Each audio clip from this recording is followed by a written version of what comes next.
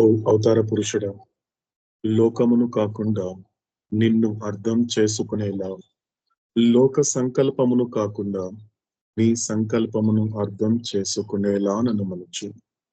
శాశ్వత ప్రియతమ అవతార్ మెహర్ బాబా కీ జై. శాశ్వత ప్రియతమ అవతార్ మెహర్ బాబా కీ జై. అందరికీ జై మెహర్ బాబా. సో మనం స్టార్ట్ చేద్దామండి.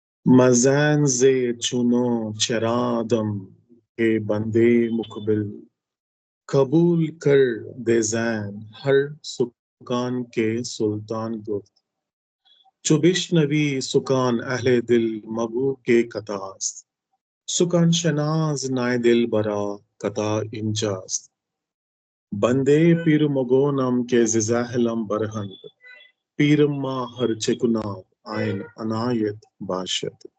వాజా షాంసుద్దీన్ మొహమ్మద్ హఫీజ్ ఏ షిరాజీ. ఆంజనేయులు పర్లేదు, మీరు ఇంకోసారి రిపీట్ చేయండి, మళ్ళీ చెప్పండి, ఏం పర్లేదు. జై మెహర్ బాబా అనే అందరికీ జై మెహర్ బాబా. మజాన్ దే చునో చరాదం కే బందే ముక్బిల్, కబూల్ కా దే జాన్ హర్ సుకాన్ కే సుల్తాన్ గుప్త్, चुबिश नवी सुकान अहले दिल मगो की कतास, सुकान सेनाज नई दिल बरा कता इंजाज, बंदे पीर मोगोनम के जिजाहलम बरहम, पीर माँ हर चकुना आइन अनायत बाशत. ख्वाजा शामसुद्दीन मोहम्मद हफीज ए सिराज. अवतार मेहर बाबा की जय.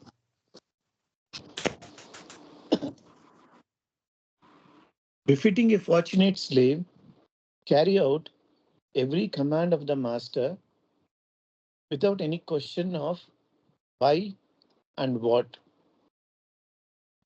About what you hear from the master, never say it is wrong, because, my dear, the fault lies in your own incapacity to understand him. I am slave of the master who has released me from ignorance. Whatever my master does is of the highest benefit to all concerned. Hafiz.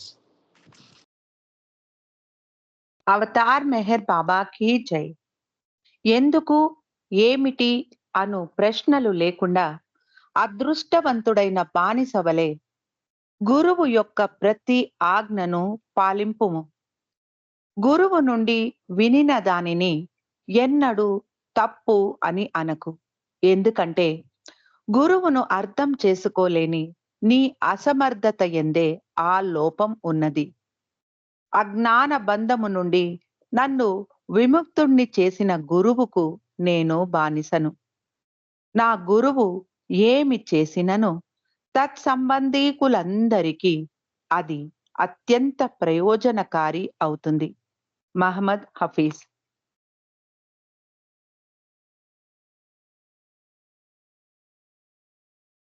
శాశ్వత ప్రియతమ Avatar Meher బాబా key జై. అందరికీ జై మెహర్ బాబా. భక్తిని పై దొకటి పరమ సుఖము, భక్తిని పై దొకటి పరమ సుఖము, యుక్తి చూచిన నిజం ఒకటి లేదు, భక్తిని పై దొకటి పరమ సుఖము, యుక్తి చూచిన నిజం ఒకటి లేదు, భక్తిని పై దొకటి పరమ సుఖము.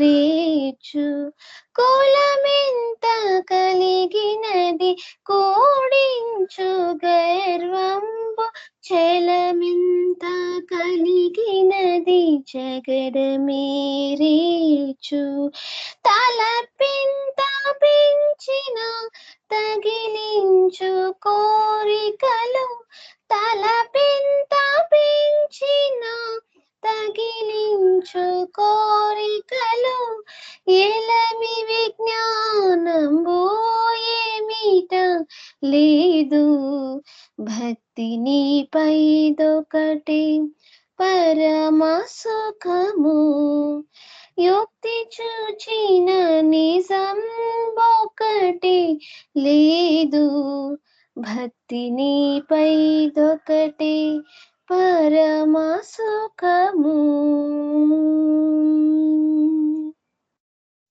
ధనమెంత కలిగినది దట్టమౌలోభంబు మునయు చక్కందనంబు మోహములు రేచు ధనమెంత కలిగినది దట్టమౌలోభంబు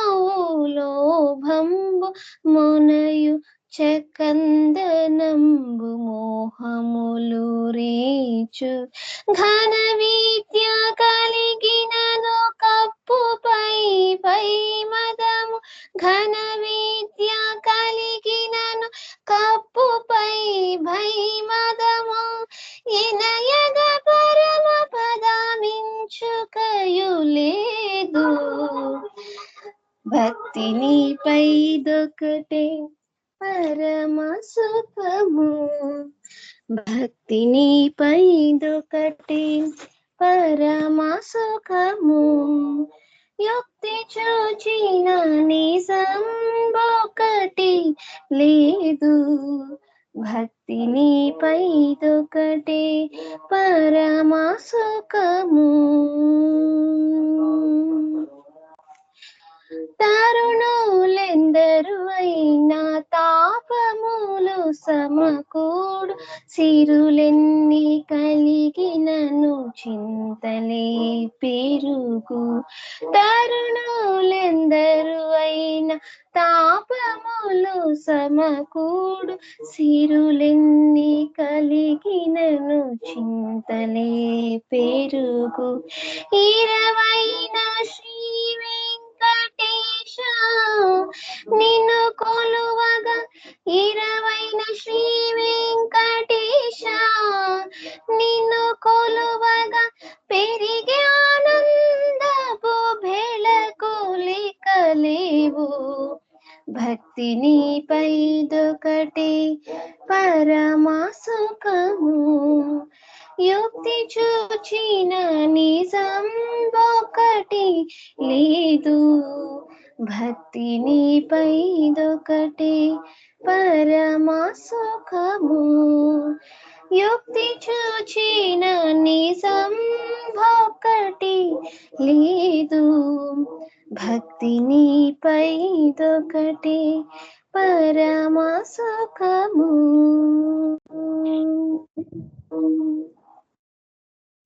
శాశ్వత ప్రియతమ అవతార్ మెహర్ బాబా की जय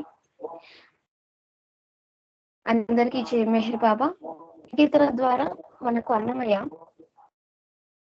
ప్రతి ఒక్క మానవ జన్మలో మనం ఏదో పొందేసాము మనం ఏదో వరల్డ్లీగా కొంచెం బాగున్నాము కొంచెం కంఫర్ట్ గా ఉన్నాం అనుకుంటుంటాం మనం ఎందుకంటే ఇది అనుకోవడం అంటేనే మనకు తెలిసిపోతుంది ఇమాజినేషన్ ఇది ఎందుకంటే సంస్కారాలు స్థూల సంస్కారాలు ఎప్పుడూ కూడా మనల్ని ఆ ఒక అబద్ధానికి కనెక్ట్ అయ్యే విధంగానే చూపిస్తూ ఉంటుంది ఆ విషయానికి సంబంధించినటువంటి విషయాన్ని ఇక్కడ అన్నమయ్య మనకు సంబంధించిన విషయాన్ని మనకి నిజానికి ఆ సుఖం అనుకుంటున్నాం కానీ నిజానికి ఆ సుఖం కాదు క్షణికమైన సుఖం అబద్ధమైన సుఖం నిజానికి ప్రాపంచికమైన సుఖం అని మాట్లాడుకోవాలి కానీ ఈయన ఇక్కడ అన్నమయ్య మనకి ఒక పరమ సుఖం గురించి చెప్తున్నాడు, ఒక బియాండ్ సుఖం గురించి చెప్తున్నాడు, ఒక అతీతమైన ఒక సుఖం అని మీన్స్ ఆనందం గురించి మనకి ఇక్కడ చెప్తున్నాడు. ఆయన చెప్తున్నాడు ఇక్కడ భగవంతుని మీద ప్రేమ ఉండగలిగితే అదొక్కటి చాలు, అదొక్కటి మనకి నిజమైన సుఖం, అదొక్కటి మనందరినీ కూడా అతీతమైన ఆనందానికి చేరుస్తుంది అని మనకి ఇక్కడ అన్నమయ్య తెలియచేస్తున్నారు. అంతేకాకుండా ఇక్కడ ప్రేమ అనేది ప్రేమ అంటే మనకు నాన్న చెప్పినట్లు 7 రియాలిటీస్ లో బాబా సెకండ్ ప్లేస్ ఇవ్వడం జరిగింది, రియల్ ఎగ్జిస్టెన్స్ తర్వాత లవ్ అని, రియల్ లవ్ గురించి. ఇక్కడ మనం ప్రేమ అంటే ఎలా తెలుసుకోవాలి నాన్న అన్నప్పుడు, ఇవ్వడం అన్నప్పుడు ప్రతిదీ నీకు నచ్చనిది కాదు, నచ్చినది నచ్చకపోయినది, ఎవరీ వన్ అన్నమాట. గివ్ అప్ ఇన్ ఆల్వేస్ అంటాడు బాబా మనకి. ప్రేమ అంటే ఇవ్వడం, చివరికి నీ జీవితం కూడా ఆయనకి ఇచ్చేయడం అనమాట. నీకంటూ నీ లోపల చోటు లేకుండా ఆయనకి ఇవ్వడం అనమాట ఇక్కడ ప్రేమ అంటే. ఇంకా ఇదే పల్లవిలో 2వ లైన్ లో, యుక్తి చూచిన నిజం ఒక్కటి లేదు. నిజానికి అవతార పురుషుడు హ్యూమన్ ఫామ్ లో తీసుకున్నప్పుడు, ఒక ఆర్డినరీ సోల్ తీసుకున్నప్పుడు మనకి 2 గిఫ్ట్లు ఇచ్చానురా మీకు, అది గుర్తితే చాలు నువ్వు అంటాడు అవుతాడు మనకి. అలాంటి గిఫ్ట్ లో ఒకటైనటువంటి ఇంటెలెక్ట్, మనకి ఇక్కడ యుక్తి అంటే బుద్ధి అనమాట. ఆ ఇంటెలెక్ట్ తర్వాత మనకి ఫుల్ కాన్షియస్నెస్, ఇలాంటి 2 గిఫ్టులు ఇచ్చినప్పటికీ కూడా నిజానికి నీ మీద ప్రేమ ఒక్కటి, నాకు అదొక్కటి పరమ సుఖము నిజానికి ప్రభు అనేసి ఇక్కడ అన్నమయ్య మనందరికీ కూడా తెలియచేస్తున్నాడు. అదే విధంగా మనం కాస్త చరణానికి ఒక చరణానికి వెళ్తే, కులం ఎంత కలిగినది కూడించు గర్వంబు, చలమెంత కలిగినది జగడమే రేచు. అంటే ఇప్పుడు మనకి తెలుసు కదా, క్యాస్ట్ అని మాట్లాడుతుంటాం సామాన్యంగా వర్లీలో అన్ని విషయాలు మనం అంతా ఉంటాము కాబట్టి, ఆ స్థూల సంస్కారాలతో మనం అందరూ జర్నీ చేస్తున్నాము కాబట్టి కొంచెం మాటలు బయటకు వెళ్తే వినిపిస్తాయి మనకు బాగా చక్కగా.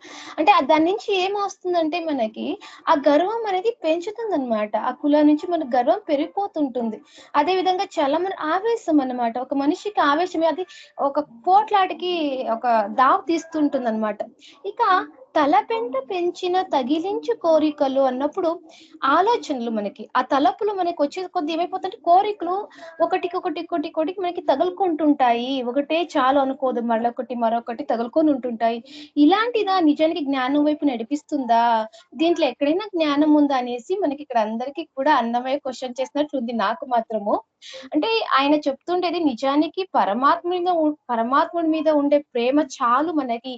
ఇక బాహ్యమైన విషయాలు ఎలాంటివి కూడా మనల్ని ఆయన దగ్గరికి చెయ్యలేవు అనే విషయాన్ని ఖచ్చితంగా ఇక్కడ ఆయన మనకు చెప్తున్నాడు అన్నమయ్య. అదే విధంగా 2వ చరణంలో వచ్చేసరికి, ధనమెంత కలిగినది దట్టమౌ లోభంబు, మొనయు చక్కంద నంబు మోహములు రేచు అన్నప్పుడు, ఇప్పుడు మనకి సామాన్యంగా వాడు చాలా గొప్పవాడండి, చాలా డబ్బులు ఉన్నవాడు అనే విషయాలు మనం వింటుంటాం. మనం ఇవన్నీ బాగా కొంచెం సామాన్యంగా బయట వింటుంటాం కదా. అది ఏం చేస్తుంది మనకి, బాబా ఒక డబ్బు గురించి కొన్ని విషయాలు చెప్తాడు మనకి. డబ్బు అనేది ఎంతవరకు నీకు అవసరం వరకు యూజ్ చేసుకుంటే పర్లేదు, కానీ నీ అనవసరాలకి మించి యూజ్ చేసుకో, అది నిన్ను యూజ్ చేసుకుంటుంది అనమాట. అంటే అది చాలా వరకు నాన్న డబ్బుల విషయంలో చాలా జాగ్రత్తగా ఉండు, చాలా టెరిఫిక్ సంస్కారాలు వస్తాయి దాని నుంచి అని బాబా కూడా చెప్పడం జరిగింది. కాబట్టి ఇక్కడ కూడా అన్నమయ్య అదే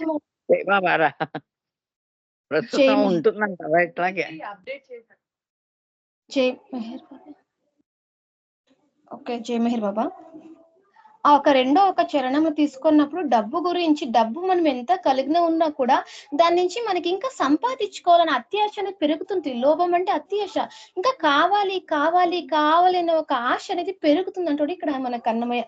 అదే విధంగా మనయు చక్కందనంబు మోహములు రేచు, ఒక యవ్వనం తీసుకున్నప్పుడు అక్కడ మోహం అనేది మనకి పెరుగుతూ ఉంటుంది. అదే విధంగా ఘన విద్య కలిగినను కప్పు పై మదము, అంటే ఇప్పుడు బాగా ఎడ్యుకేషన్ లో చదువుకున్నారు చూస్తుంటాము కదా, బాగా చదువుకున్నాడు అంటే అన్నట్టు అక్కడ ఈగో అనేది కొంచెం మదం అనేది మనం ఉంటుంది, మనకు తెలుస్తుంది కదా జర్నీ చేసేటప్పుడు. ఆయన అదే అంటాడు. అందుకే నాన్న ఒక మాట్లాడు, క్వాలిఫికేషన్ కి ఎడ్యుకేషన్ కి నాలెడ్జ్ కి చాలా డిఫరెన్స్ ఉంది అని బాబా ఒక మాట చెప్తాడు. ఎందుకంటే ఎడ్యుకేషన్ అంటే అది నువ్వు ఉన్నంత కాలమే అది నీకు జీతం వస్తుంది, కానీ నాలెడ్జ్ అనేది నీ ఫామ్ కోల్పోయినా కూడా, ఏదైతే నువ్వు జీబీ అని మాట్లాడుతున్నావు ఏదైతే మనం గ్రాస్ బాడీ అని మాట్లాడుతున్నామో ఇది పోయినా కానీ ఆ జ్ఞానం అనేది మనకి ఇంకొక అడుగు ముందుకు వేసే విధంగా జ్ఞానం అనేది మనకి నేర్పుతుంది అంటాడు అన్నమయ్య మనకి మెహర్ బాబా. అదే విధంగా ఇక్కడ ఎక్కడైనా ఇవన్నీ చూసాము కదా, ధనం గురించి చూసాము, అదే ఒక యవ్వనం గురించి చూసాము, ఒక చదువు గురించి మనం చూసాము, ఒక విద్య గురించి చూసాము. దీంట్లో ఎక్కడైనా కూడా పరమపదం మించుక ఉందా అంటే ఒక అతీతమైనటువంటి ఆ పరమాత్మ పట్టుకునే విధంగా ఇక్కడ ఎక్కడైనా ఉందా, దీంట్లో ఎలా అలాంటి గుణాలు ఉన్నాయంటే లేవు అని చెప్తున్నాడు మనకి ఇక్కడ అన్నమయ్య.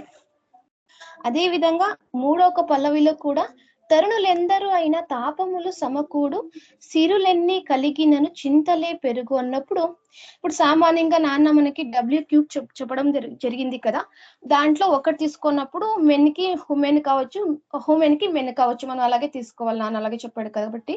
అంటే ఆ కోరికలు తీర్చుకుంటూ వెళ్ళిపోతాడు, ఆ సమకూరుతాయి అనమాట ఆ కోరికలు. తర్వాత సిరులు ఎంత ఉన్నా గానీ ఆ సిరులు ఉన్నప్పుడు మనకి ఆ సంపద ఉన్నప్పుడు దీన్ని ఎలా కాపాడుకోవాలి, మళ్ళీ ఎవరైనా దోచుకోపోతారో చింతలు అనమాట, దీన్ని ఎలా రక్షించుకోవాలి అని ఒక చింతలు పెరుగుతుంటాయి అనమాట. కానీ ఒక చివరి ఒక లైన్ లో అన్నమయ్య ఒక మంచి మాట మనందరికీ అందిస్తాడు.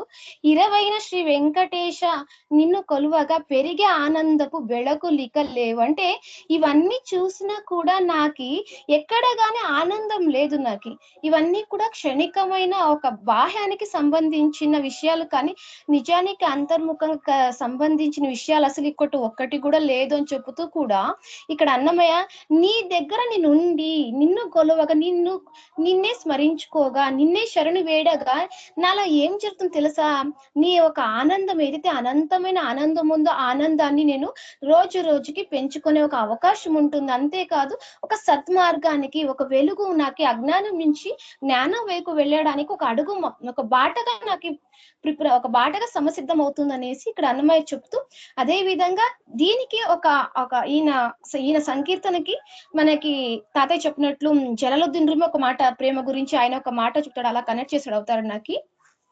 ఈయన ఏం చెప్తాడు మనకి జలాలుద్దీన్ రూమి చెప్తే కొంచెం జర్నీ చేసుకుంటే ఆయన ఒక మాట చెప్తాడు మనందరికీ కూడా, ఎప్పుడైనా కానీ మన భగవంతుడిని, ఒక పరమాత్ముడిని, ఒక మెహరుణ్ణి ప్రేమించడం అంటే నిజానికి ఆయన చెంతకి చేరడమే, మెహరుడి చెంతకి చేరడమే అంటాడు అనమాట మనకి ఇక్కడ రూమి తాతయ్య Jalaluddin RHUMI. To love God is to reach God అనేసి, ఒక మెహరుడిని ప్రేమించడం అంటే మెహరుడి చెంతకి చేరడం అని ఆయన కూడా మనకి కాస్త ఈ సంకీర్తనకి కాస్త కనెక్ట్ అయ్యే విధంగా ఆయన కూడా మాట అందించాడు మనకు. సో నాకు ఇంతవరకు అన్నమయ్య మెహర్ బాబా ఈయన ద్వారా తెలియజేశాడు, ఇంతవరకు అర్థమైంది. సో శాశ్వత ప్రియతమ అవతార్ మెహర్ బాబాకి జై.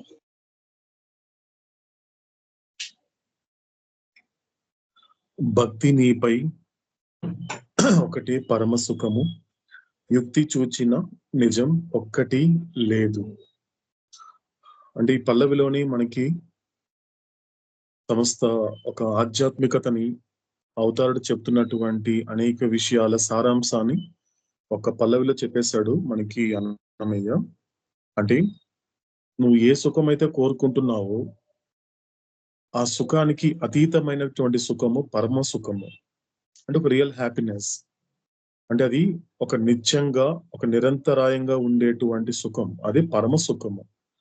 అటువంటి సుఖాన్ని నువ్వు ఎప్పుడు ప్రాప్తింప చేసుకుంటావు అన్నప్పుడు దానికి ఒకటే మార్గం చెప్తున్నాడు అన్నమయ్య ఇక్కడ. అంటే భగవంతుడి పట్ల భక్తి, అంటే భగవంతుడిని ప్రేమించడం, భగవంతుడు చెప్పినటువంటి మాటల పట్ల విధేయత కలిగి ఉండడం, చివరిగా ఆయనకి శరణాగతి అవ్వడం అనేటువంటిది సరిగ్గా మనం అర్థం చేసుకుంటే.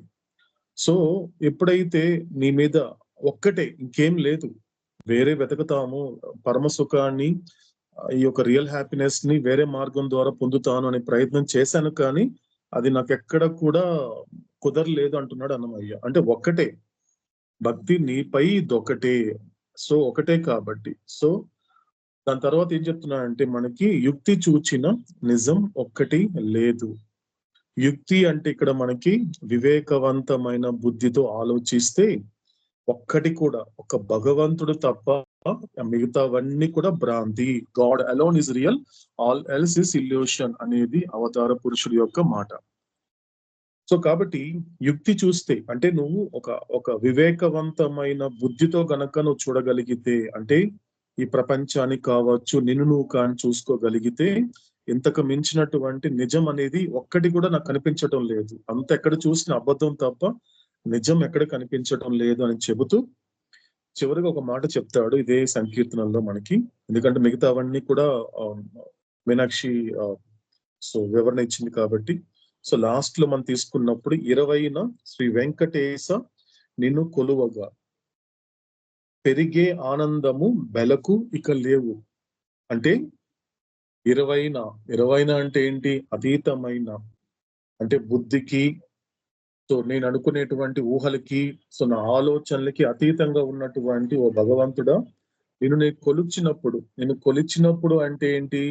సో నిన్ను ప్రేమించినప్పుడు, నీ మాట పట్ల విధేయత చూపిస్తున్నప్పుడు, నీకు శరణాగతి అయినప్పుడు ఏం జరుగుతుంది? సో నువ్వు నాకు ఇంతవరకు ఏదైతే ప్రాప్తింప చేసినటువంటి ఆ సుఖం ఏదైతే ఉందో అది పెరుగుతూ ఆనందంగా మారుతుంది. సుఖం ఎప్పుడు కూడా, పరమ సుఖం అనేది ఎప్పుడవుతుంది అంటే అది ఆనందం వైపు వెళ్ళగలగాలి. ఆనందం అంటే ఎందుకు ఆ పదం వాడాల్సి వచ్చింది అవతారుడు అంటే ఇక్కడ మనకు స్పష్టంగా, ఎందుకంటే ఆనందం అనేటువంటిది ఆత్మకున్నటువంటి ఒకానొక లక్షణం. ఎందుకంటే అనంతమైనటువంటి అస్తిత్వం, అనంతమైన జ్ఞానం, అనంతమైన ఆనందం యొక్క స్వరూపమే నీ యొక్క ఆత్మ. కాబట్టి ఈ సంకీర్తన సరిగ్గా మనం అర్థం చేసుకోగలిగితే పరమ సుఖంతో మొదలుపెట్టి ఆనందంతో కంక్లూడ్ చేశాడు అన్నమయ్య. కాబట్టి నీకు కావాల్సినటువంటి అది ఆత్మానందాన్ని, ఆ బ్రహ్మానందాన్ని, అఖండ బ్రహ్మానందాన్ని పొందాలి అంటే నీ జీవితంలో ఈ పరమ సుఖం అనేది ఎక్కడ మొదలవుతుంది అనేది నువ్వు ఒక వివేకవంతమైన బుద్ధితో ఆలోచిస్తే నీకు అర్థమవుతుంది. ఎవరి పట్ల నువ్వు భక్తి చూపించాలి, ఎవరి పట్ల విశ్వాసం చూపించాలి, ఎవరి పట్ల ప్రేమ చూపిస్తే తప్ప నాకు పరమ సుఖం కలగదు ఈ లోకంలో. ఎందుకంటే మిగతా శరీరాలని ప్రేమిద్దాము, మిగతా శరీరాలను ఇష్టపడదామంటే నా శరీరాలకు ఉన్నటువంటి అదే లక్షణాలు అంటే ఏంటి అంటే రూపం కలిగినది, పరిమితమైనది, సో మార్పుకి లోబడేది, నాశనం అయ్యేటువంటి లక్షణాలే మిగతా శరీరాలు కూడా ఉన్నాయి. కాబట్టి ఆ శరీరాలను ఇష్టపడినప్పటికీ కూడా నాకు చివరికి దుఃఖమే వస్తుంది తప్పించి సుఖం రావటం లేదు. అంటే ఎక్కడో చోట, అంటే నాకు ఇష్టపడడం అనేది లేకపోతే అవసరాలు తీర్చుకోవడం అనేది నాకు మిగతా శరీరాల వల్లే సాధ్యపడుతోంది. కాబట్టి అక్కడ నాకు అవసరాలు తీరుతోంది తప్ప, ఇష్టాలు తీరుతోంది తప్ప, కానీ ప్రేమ విషయానికి వచ్చేసరికి మాత్రము అక్కడ అది సాధ్యపడటం లేదు. కాబట్టి ఇక్కడ ఇందులో ఆయన పరమ సుఖంతో మొదలు పెట్టాడు అన్నమయ్య. ఈ యొక్క సంకీర్తన స్టార్ట్ చేసింది పరమ సుఖంతో మొదలుపెట్టి, పరమ సుఖం ఎలా వస్తుంది? అది కేవలం భగవంతుడి పట్ల నువ్వు చూపే ప్రేమ ఒక్కటే. ఆ ప్రేమ ఒక్కటే పరమ సుఖం అనేది. అప్పుడు నువ్వేం చేస్తావు? అక్కడ నుండి ఆ కంక్లూడ్ చేసే టైంకి, సంకీర్తనని కంక్లూడ్ చేసే టైంకి ఆనందాన్ని ఇంట్రొడ్యూస్ చేస్తున్నాడు. ఆనందం అనేది వస్తుంది. నీ మొదటిగా నీకు ఒక పరిమితమైనటువంటి సుఖం అంటే పుణ్యం చేత నువ్వు అనుభవించే సుఖం వేరు, జ్ఞానం ద్వారా వైరాగ్యంతో నువ్వు అనుభవించే పరమ సుఖం వేరు. ఇక్కడ ఒట్టి సుఖం అని చెప్పలేదు అన్నమయ్య. ఒట్టి సుఖం అంటే మామూలుగా పుణ్యం చేత సుఖం అండి, అంతే. చక్కగా ఎవరైనా సుఖపడుతున్నాడు, చక్కగా ఆరోగ్యంగా ఉన్నాడు, 3 పూటలు తినగలుగుతున్నాడు, ఒక చక్కని ఇంట్లో ఉండగలుగుతున్నాడు, చక్కని బట్టలు వేసుకోగలుగుతున్నాడు, చక్కగా శరీరం తిరగలుగుతున్నాడు, అన్ని చక్కగా ఉంది అంటే అది కేవలం సుఖానికి సంబంధించింది. అది పరమ సుఖానికి సంబంధించింది కాదు. పరమ సుఖం అంటే ఎక్కడ వస్తుంది? జ్ఞానం చేత నువ్వు వైరాగ్యాన్ని సంపాదించుకున్నప్పుడు, ఈ ప్రపంచం పట్ల నిస్సంగత్వం ఏర్పడితే ఆ ప్రక్రియలో నువ్వు పొందేటువంటిది పరమ సుఖము. ఎందుకంటే పరమ సుఖం ద్వారానే నీకు మోక్షం వస్తుంది. కాబట్టి సో జ్ఞానం ద్వారా నువ్వు ఏది ప్రాప్తింప చేసుకోవాలనేది మొదలుపెట్టి ఆ మోక్షాన్ని పొందే మార్గం చెప్తున్నాడు అన్నమయ్య. ఈ ప్రపంచంలో ఒక్కొక్క దాన్ని విచారం చేసుకుంటూ వస్తున్నాడు.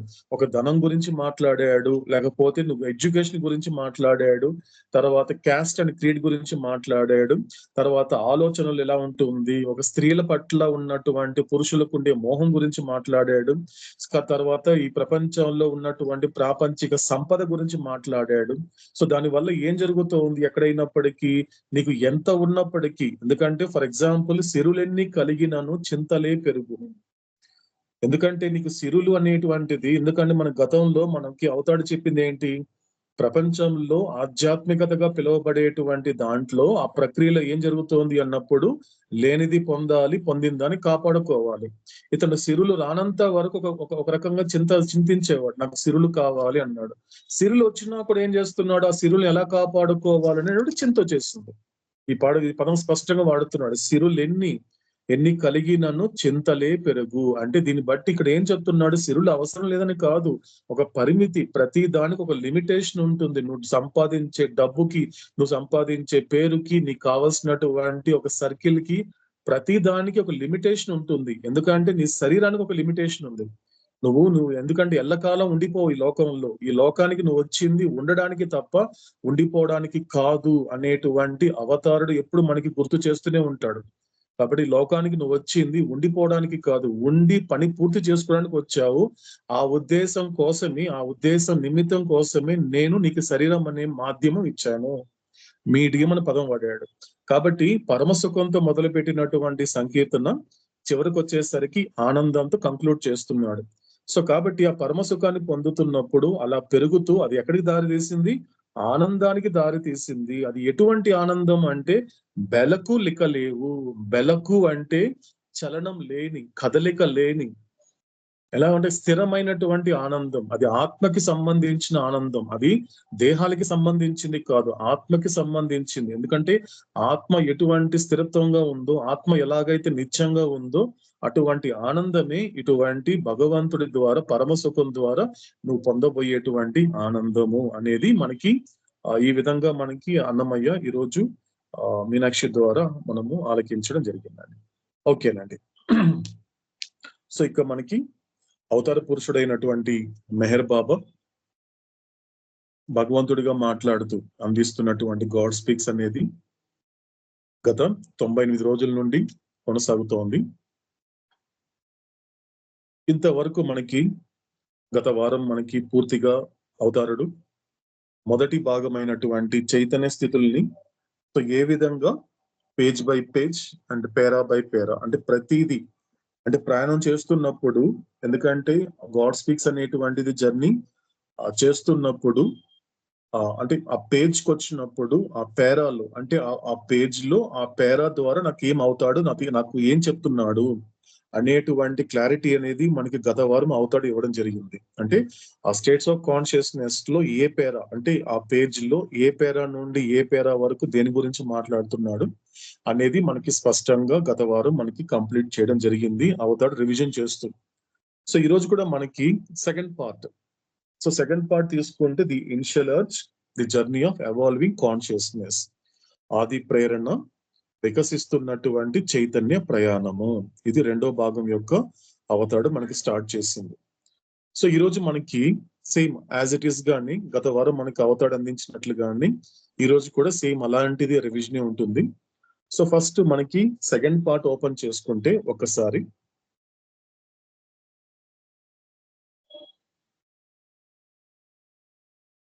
సెకండ్ పార్ట్ ఓపెన్ చేస్తే మనకి స్టార్టింగ్ ఇదంతా కూడా ఒక ప్రిపరేషన్ అండి. అంటే ప్రతి ఒక్కరికి ఒక కథ ఉంది కాబట్టి ఆ కథ యొక్క మూలము, పునాది, ఆధారం. Is my root, base and source of my story. నా కథ ఉందండి. నా కథ ఎప్పుడైతే నిన్నటి నా కథ, ఇప్పటి నా కథ, రేపటి నా కథ, మూడు ప్రక్రియలతో ఉన్నటువంటి కథ. కాబట్టి సో జరిగిపోయినటువంటి నిన్నటి నా కథయే పరిణామ ప్రక్రియ, జరుగుతున్న ఇప్పటి నా కథయే పునర్జన్మ ప్రక్రియ, జరగబోయేటువంటి రేపటి నా కథయే సో ఈ యొక్క అంతర్ముఖ ప్రయాణం లేక సాక్షాత్కార ప్రక్రియ. ఇలా ఈ విధంగా మనకి అవతాడు అందించడం జరిగింది. కాబట్టి ఈ జరిగిపోయినటువంటి నిన్నటి నా కథ అనేది ఎలా మొదలైంది, అసలు ప్రిపరేషన్ ఎలా స్టార్ట్ అయింది అనేది మనకి సో దాదాపు ఆల్మోస్ట్ మనకి ఒక ఆల్మోస్ట్ 3.5 pages దాకా ఉంటుంది.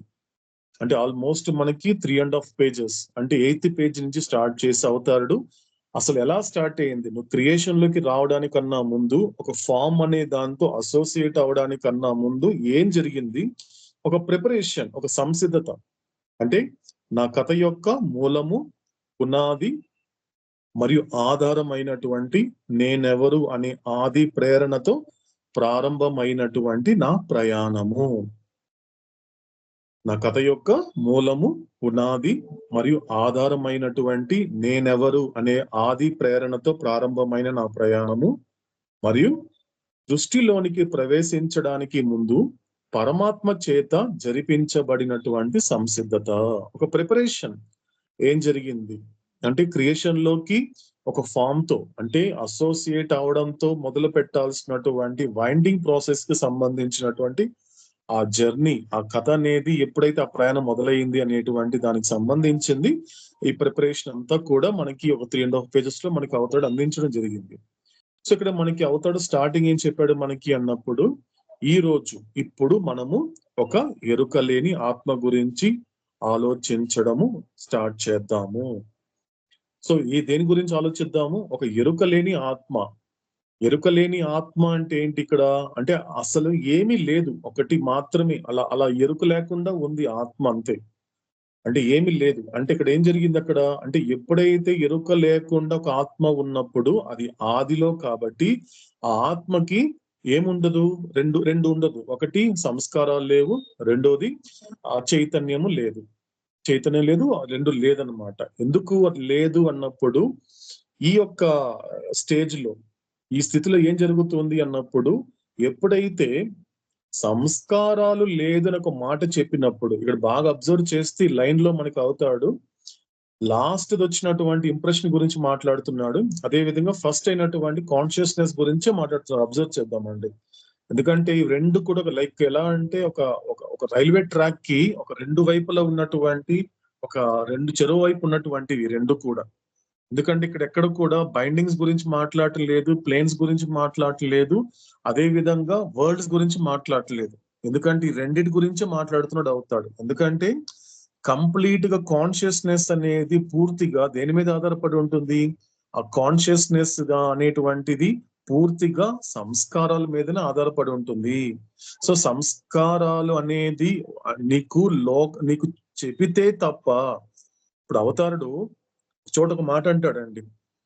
ఫర్ ఎగ్జాంపుల్ ఒక ప్రపంచానికి ఒబిడెంట్ అయినటువంటి వాడు, గురువుకి ఒబిడెంట్ అయినటువంటి వాడు ఈ లోకాన్ని ఎలా చూస్తాడు అన్నప్పుడు, సాధారణంగా మనము ప్రతిరోజు పడుకొని మరుసటి రోజు నిద్ర లేచిన తర్వాత కళ్ళు తెరవగానే తెలుస్తోంది తెల్లవారింది, సో మనం చేయాల్సిన పనులు అవన్నీ ఉన్నాయి కాబట్టి ఆ పనులు చేసుకుంటూ వెళ్ళడం జరుగుతోంది. అంటే నీకు తెల్లవారింది అన్న విషయం నీకు ఎలా తెలుసు? కనబడుతోంది కాబట్టి. అది కనబడుతోందని నీకు ఎలా తెలుసు? కళ్ళు తెరిచావు కాబట్టి. కళ్ళు తెరిచావని నీకు ఎలా తెలుసు?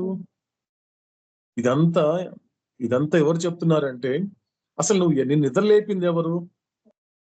నిన్ను నిద్ర లేపింది ఎవరు? ఇన్ని చెప్తున్నావు కదా, అసలు నిద్ర లేపింది ఎవరో తెలుసా? పక్కన ఎవరు లేరు, నా బెడ్ పక్కన ఎవరు లేరు, నా ఇంట్లో ఎవరు లేరు, నా గదిలో ఎవరు లేరు, కానీ అయినా ఇప్పటికీ నిద్ర లేసాను. అక్కడ అవతాడు చెప్తున్నాడు స్పష్టంగా, నిద్ర లేపింది ఎవరో కాదు. ఎవరండి? ఎవరు గెస్ట్ చేస్తారండి? ఎవరై ఉంటారు నిద్ర లేపింది ప్రతిరోజు మనిషిని? సంస్కారాలు హరి. సంస్కారాలే అండి, దాట్స్ ఇట్. సంస్కారం నిద్రలేపుతూ ఉంది. ఎందుకు నిద్రలేపుతూ ఉంది? వాట్ ఈస్ ద రీజన్ అండి? కాజ్ ఏంటి? ఎందుకు నిద్రలేపుతూ ఉంది?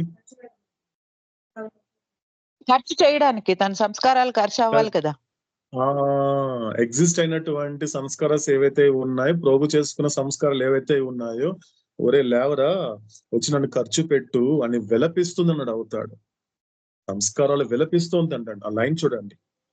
అది నన్ను ఖర్చు పెట్టండి, స్పెంటర్స్ మమ్మల్ని ఖర్చు పెట్టండి రా అనేది విలపిస్తోంది అంట. ఆ విలపించేటువంటి ప్రక్రియలో భాగంగానే నిన్ను తట్టి లేపుతోంది. మళ్ళీ అదే గ్రాస్ బాడీ కాన్షియస్నెస్ తో అదే ఒక గ్రాస్ వరల్డ్ ఎక్స్పీరియన్స్ పొందుతున్నావు. కానీ ఇది మామూలుగా ఈ యొక్క జీవుడు దేనికి ఒబీడియంట్ అయ్యాడు? పూర్తిగా సంస్కారాలకు ఒబీడియంట్ అయిపోయాడు, విధేయత కలిగింది.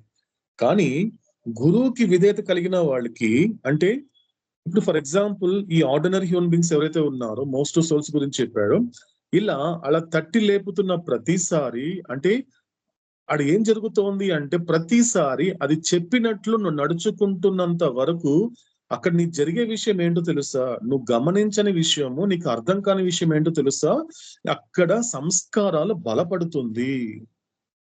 అక్కడ సంస్కారాలు బలపడుతోంది. ఎప్పుడైతే సంస్కారాలు బలపడిందో అదే సమయంలో నీ ఆలోచన బలహీనపడుతుంది సాధారణంగా. ఇది మనం చూద్దాం. ఇప్పుడు ఇంకొక వైపు చూస్తే, గురువుకి విధేయత కలిగిన వాడు ఎలా ఉంటారు? గురువు పట్ల విధేయత కలిగినటువంటి ఎలా ఉంటారంటే, ఒక చిన్న ఎగ్జాంపుల్ అండి. సమర్థ రామదాస్, సద్గురు సమర్థ రామదాస్ ఎవరైతే మనకి శివాజీకి గురువు అయినటువంటి వారు, ఆయన దగ్గర ఉన్నటువంటి ఒకే ఒక శిష్యుడే కళ్యాణ్, మీ అందరికి తెలిసిందే. సో ఓ రోజు ఏం జరిగింది అన్నప్పుడు, ఒక టైంలో ప్రతిసారి సమర్థ రామదాసు తనకి ఏం కావాలన్నా కళ్యాణ్ కళ్యాణ్ కళ్యాణ్ పిలుస్తూ ఉంటే, ఆయన దగ్గర శిష్యులుగా చేరాలనేటువంటి అభిప్రాయంతో కొంతకాలము నా దగ్గర ఉండమని పర్మిట్ చేసినటువంటి వాళ్ళ శిష్యులు కాదు, కానీ శిష్యులు అవ్వాలనుకుని వచ్చినటువంటి వాళ్ళకి ఈయన అవకాశం ఇచ్చేవాడు. కొంతకాలం నా దగ్గర ఉండండి మీరు, ఆ తర్వాత నిర్ణయిస్తాను మిమ్మల్ని నేను శిష్యులుగా చేర్చుకోవాలా లేదా అనేది అనేటువంటి కొంతమందిని అలా విధంగా చేర్చుకున్నాడు ఆయన. శిష్యులుగా కాదు, అనుచరులుగా. They are followers, not disciple. అనుచరులు ఉండేవారు. ఇప్పుడు కూడా సద్గురుల దగ్గర అనుచరులు ఉంటారు తప్ప తక్కువ మంది మాత్రం శిష్యులు ఉంటారు. సో కాబట్టి ఇక్కడ ఏం జరిగింది అన్నప్పుడు కొంత సమయంలో ఈ అనుచరులు ప్రతిసారి అబ్జర్వ్ చేస్తూ ఉండేవారు. సమర్థ రామదాస్ కి ఏం కావాలన్నా ఈ అనుచరులని అడిగేవాళ్ళు కాదు, ఈ ఫాలోవర్స్ ను. ఎప్పుడు చూసినా కళ్యాణ్ నాకు అది తీసుకోరా, కళ్యాణ్ అది అక్కడ పెట్టు, కళ్యాణ్ నాకు పడక సర్దు, కళ్యాణ్ నాకు దాహం వేస్తోంది నీళ్ళు తీసుకోరా, ఇలా ప్రతిదీ చెప్తున్నాడు తప్పించి ఏ ఫాలోవర్ కి పని చెప్పట్లేదు అనేది వీళ్ళ మనసులో ఎలా ఉండేది అంటే, ఒక రకంగా ఎందుకు అంతలాగా ఆయన ప్రతిసారి ఏంటంత ప్రత్యేకత, కళ్యాణ్ యొక్క ప్రత్యేకత ఏంటి, కళ్యాణ్ లో ఉన్నటువంటిది ఏంటి, మాలో లేనిది ఏంటి అనేటువంటిది వాళ్ళందరిలో ఒక కరడుగట్టినటువంటి ఒక మురికి, ఒక కరడుగట్టినటువంటి ఈర్ష్య పెంచుకున్నారు. వాళ్ళకి ఆ క్లారిఫికేషన్ కావాలి, మాలో లేనిది ఏంటి, అతనిలో ఉన్నది ఏంటి, ఏమిటి అసలు అనేది అనుకుంటున్నప్పుడు చెప్పాలి కదండి. క్లారిఫికేషన్ ఇస్తాడు గురువు ఎప్పుడు కూడా. అందుకే ఒక ఇన్సిడెంట్ క్రియేట్ చేశాడు, ఒక సంఘటనని సృష్టించాడు ఆయన. ఏం చేశాడు, ఉదయంతో లేవడం జరిగింది. సో కూర్చొని ఏదో మాట్లాడుతూ ఉన్నప్పుడు అందరు కూర్చున్నారు, అనుచరులు కూర్చున్నారు. కానీ కళ్యాణ్ మాత్రం అక్కడ లేడు, లోపల ఎక్కడో పని చేస్తున్నాడు. ఏదో పని చెప్పాడు గురువు. ఆ పనిలో ఉన్నప్పుడు వెంటనే ఈయన ఏం చేస్తున్నాడు అంటే, సమర్థ రామదాసు బయటికి చూసి, అబ్బా ఏంటి ఇంత చీకటిగా ఉంది, తెల్లవారింది, మార్నింగ్ టైం అది, ఇదేంటి అబ్బా ఇంత చీకటిగా ఉంది, గాఢాంధకారంగా ఉంది, ఇప్పుడు బయటికి వెళ్ళాలి, ఎలా వెళ్ళాలి అర్థం కావటం లేదే అని ఈ అనుచరుల ముందు అంటున్నాడు సమర్థ రామదాస్. అనగాని వీళ్ళంతా ఏంటి, అదేంటి గురుదేవా ఇంత పట్టపగలం పెట్టుకొనేసి, ఇంత లైట్ బాగుంది కదా, చక్కగా మీరు వెళ్ళాలనుకుంటే వెళ్ళొచ్చు కదా, స్పష్టంగా కనబడుతుంది కదా, పగలు మీకేమన్నా ప్రాబ్లం వచ్చిందా అనేది తిరిగి అని అడుగుతున్నారు. ఆయన మాత్రం ఒకటే చెప్తున్నాడు, అబ్బా ఏంటి ఇంత చీకటిగా ఉంది, ఇంకా చీకటి పడే కొద్దీ ఇంకా చీకటి ఎక్కువైపోతుంది, గాఢాంధకారం అయిపోతుంది, నేను చాలా ఇంపార్టెంట్ పని ఉంది బయటికి వెళ్ళాలి అంటే లోపల నుండి పరిగెత్తుకుంటూ ఒక లాంతర్ ఎత్తుకొచ్చాడు కళ్యాణ్. లాంతర్ తీసుకొచ్చాడు. ఇప్పుడు అక్కడ ఉన్నది పగటి సమయమా రాత్రి సమయమా అంటే వాళ్ళకి పగటి సమయము, కానీ గురువు చెప్పాడు కాబట్టి కళ్యాణ్కి అది రాత్రి పూటే, అది రాత్రి. రండి గురుదేవా నేను మీతో పాటు వస్తాను, ఇలా అంతర్ తీసుకెళ్తానండి, పర్వాలేదు రాత్రి అయినా పర్వాలేదు, రండి గురుదేవా అని తీసుకెళ్ళాడు. సో ఇప్పుడు కళ్యాణ్ తన సంస్కారాలకు ఒబీడియంట్ గా ఉన్నాడా, తన గురువుకి ఒబీడియంట్ గా ఉన్నాడా అంటే ఖచ్చితంగా తన గురువుకి ఒబీడియంట్ గా ఉన్నాడు. అంటే ఇప్పుడు అతనికి కలిగినటువంటి ఆధ్యాత్మిక ప్రయోజనం ఏంటి అన్నప్పుడు సంస్కారాలు బలహీనపడుతోంది కళ్యాణ్లో, సంస్కారాలు బలహీనపడుతోంది కళ్యాణ్లో. కాబట్టి ఎప్పుడైతే సంస్కారాలు బలహీనపడుతున్నప్పుడు అక్కడ ఆలోచన చాలా బలంగా ఉంటుంది, ఆలోచిస్తాడు, ఆ బుద్ధి అనేది చాలా యాక్టివ్ గా ఉంటుంది, ఆ యొక్క ఇన్స్పిరేషన్ అనేది యాక్టివ్ గా ఉంటుంది. అంటే నువ్వు మానవ జన్మలో ఏ పని చేయడానికి, ఏ పని పూర్తి చేయడానికి భగవంతుడు ఈ లోకానికి, ఈ మాధ్యమం ద్వారా నీకు ఈ లోకానికి పంపించాడు, అది పూర్తి చేసుకోవాలి అంటే నీకు మొట్టమొదటిగా నీకు అబ్స్టాకిల్ ఏంటి అన్నప్పుడు ఈ బలపడినటువంటి సంస్కారాలే. కానీ మనిషి జన్మ యొక్క ముఖ్య ఉద్దేశము, మనిషి జన్మ యొక్క ప్రయోజనం అనేది గుర్తుంచుకొని సద్వినియోగం చేసుకునే ప్రయత్నం చేస్తే నీకు వెంటనే తెలుస్తుంది రెండు ఆయుధాల గురించి. ఏంటది, మొదటిది బుద్ధి, రెండోది పూర్తి చైతన్యం. ఇక పొందాల్సిందంటూ ఏమీ లేదు, కోల్పోవడమే ఉంది తప్ప ఇంక కొత్తగా పొందాల్సిందంటూ ఏమీ లేదు. కాబట్టి ఇక్కడ అవతారుడు చెప్పిన మాట ఏంటి అన్నప్పుడు, సో నువ్వు ఉదయంతో లేస్తున్నావు అంటే అక్కడ పూర్తిగా అక్కడ నీకు లేపింది ఎవరో కాదు, సంస్కారాలే. సంస్కారం లేపుతో ఉంది. అదే విధంగా నువ్వు మామూలుగా లైఫ్ లో నిత్య జీవితంలో నీకు ఎదురయ్యేటువంటి అనేక సందర్భాలలో నీకు చింతలు ఉంటుంది, నీకు బాధలు ఉంటాయి, భయాలు ఉంటాయి. కానీ అవతారుడు ప్రతిసారి భయపడకండి. ఎందుకంటే fear means no love, love means no fear. బావ చెప్పినటువంటి ఒక ప్రైమరీ ఒక స్పిరిచువల్ లెసన్ అండి అది. ఒక ప్రాథమికంగా ఎందుకంటే అంత బ్యూటిఫుల్ గా చెప్పాడు చూడండి. నువ్వు భయపడుతున్నావంటే ప్రేమ లేదని అర్థం, నువ్వు ప్రేమిస్తున్నావంటే భయం లేదని అర్థం. ఎందుకంటే రెండు ఒకే చోట ఉండవు. నువ్వు భయపడుతున్నావు అంటే నువ్వు ఏదైనా నీ జీవితంలో ఒకటి జరిగింది అంటే ఆ భయపడుతున్నావు. నిజానికి భయపడుతున్నావు అనే దానికన్నా సంస్కారాలు నేను భయపెడుతోంది.